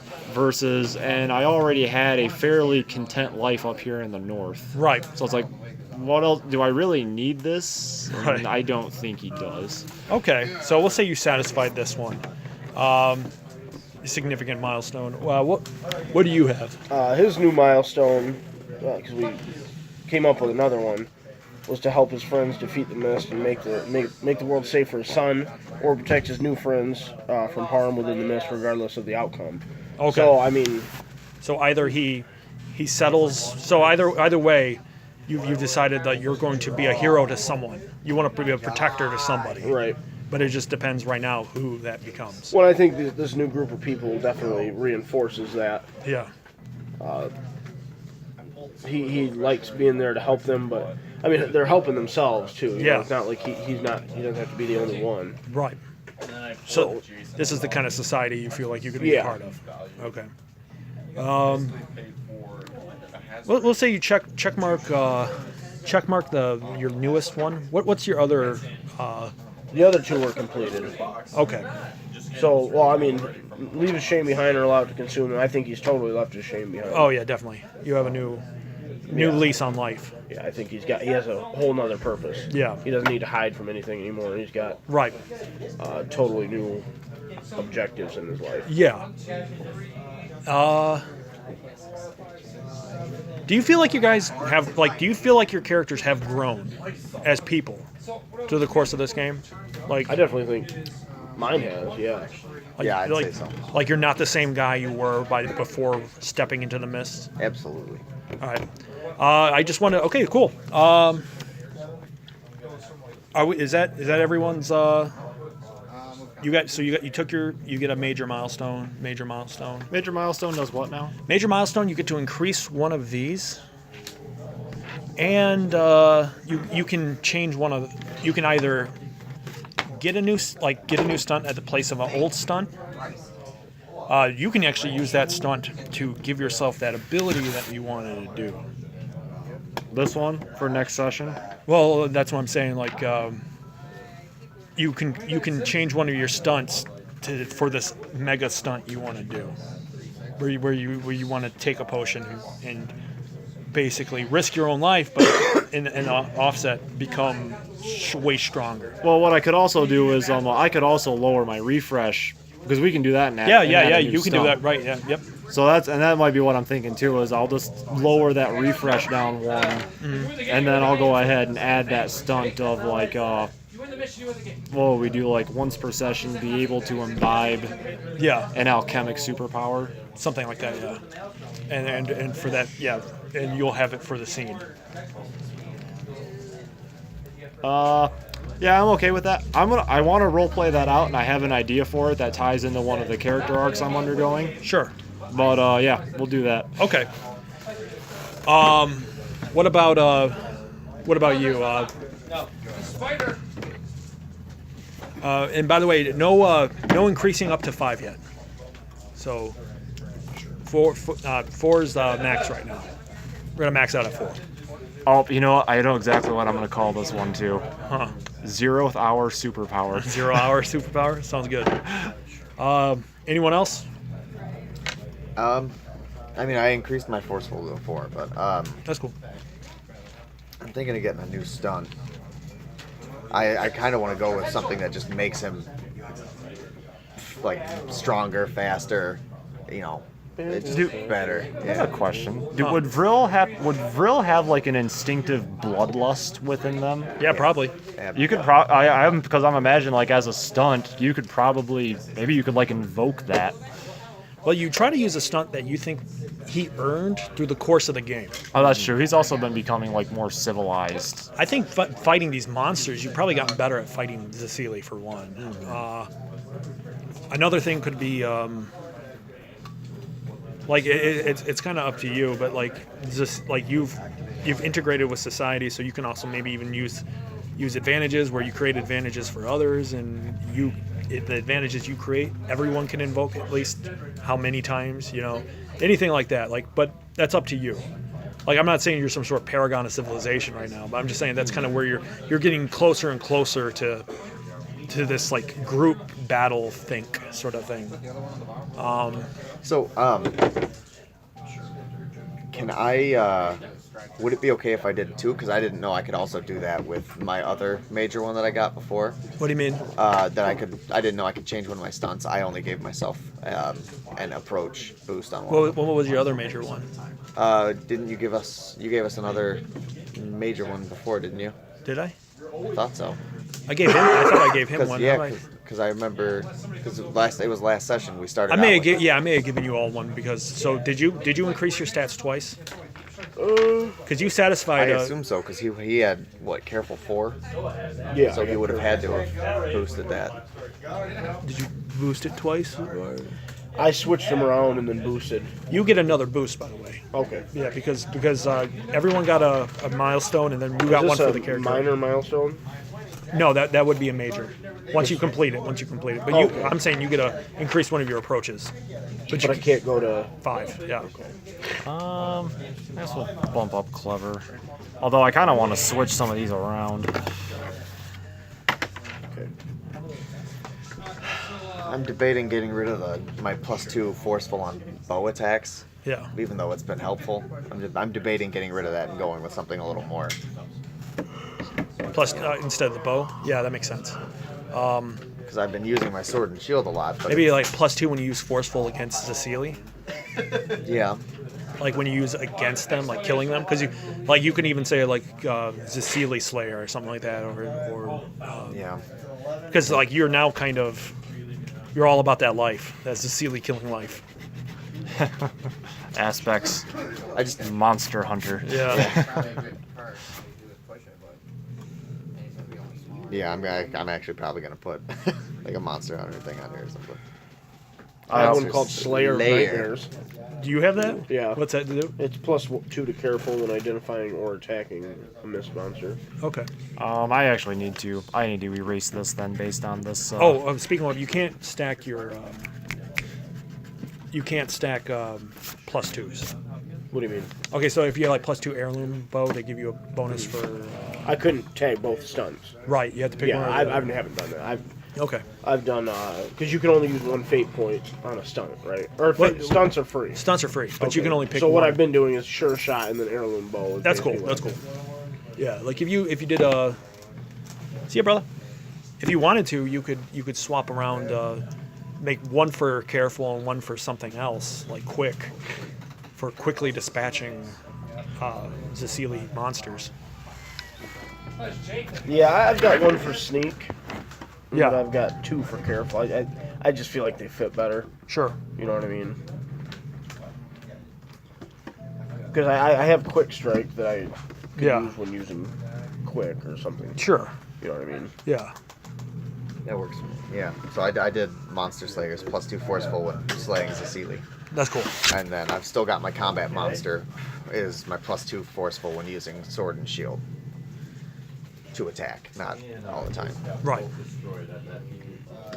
Works for me. Okay. I've got to get going. All right. I have a very angry girlfriend. I'm so sorry. Actually, I'll go ahead and sleep on that minor aspect. Okay. All right. Hope you guys enjoyed yourself. Enjoyed yourself enough to risk your. Return for the final session. Really bad. We gotta figure out either we Michael's dead or I'm gonna talk to him. But this is the last one. Making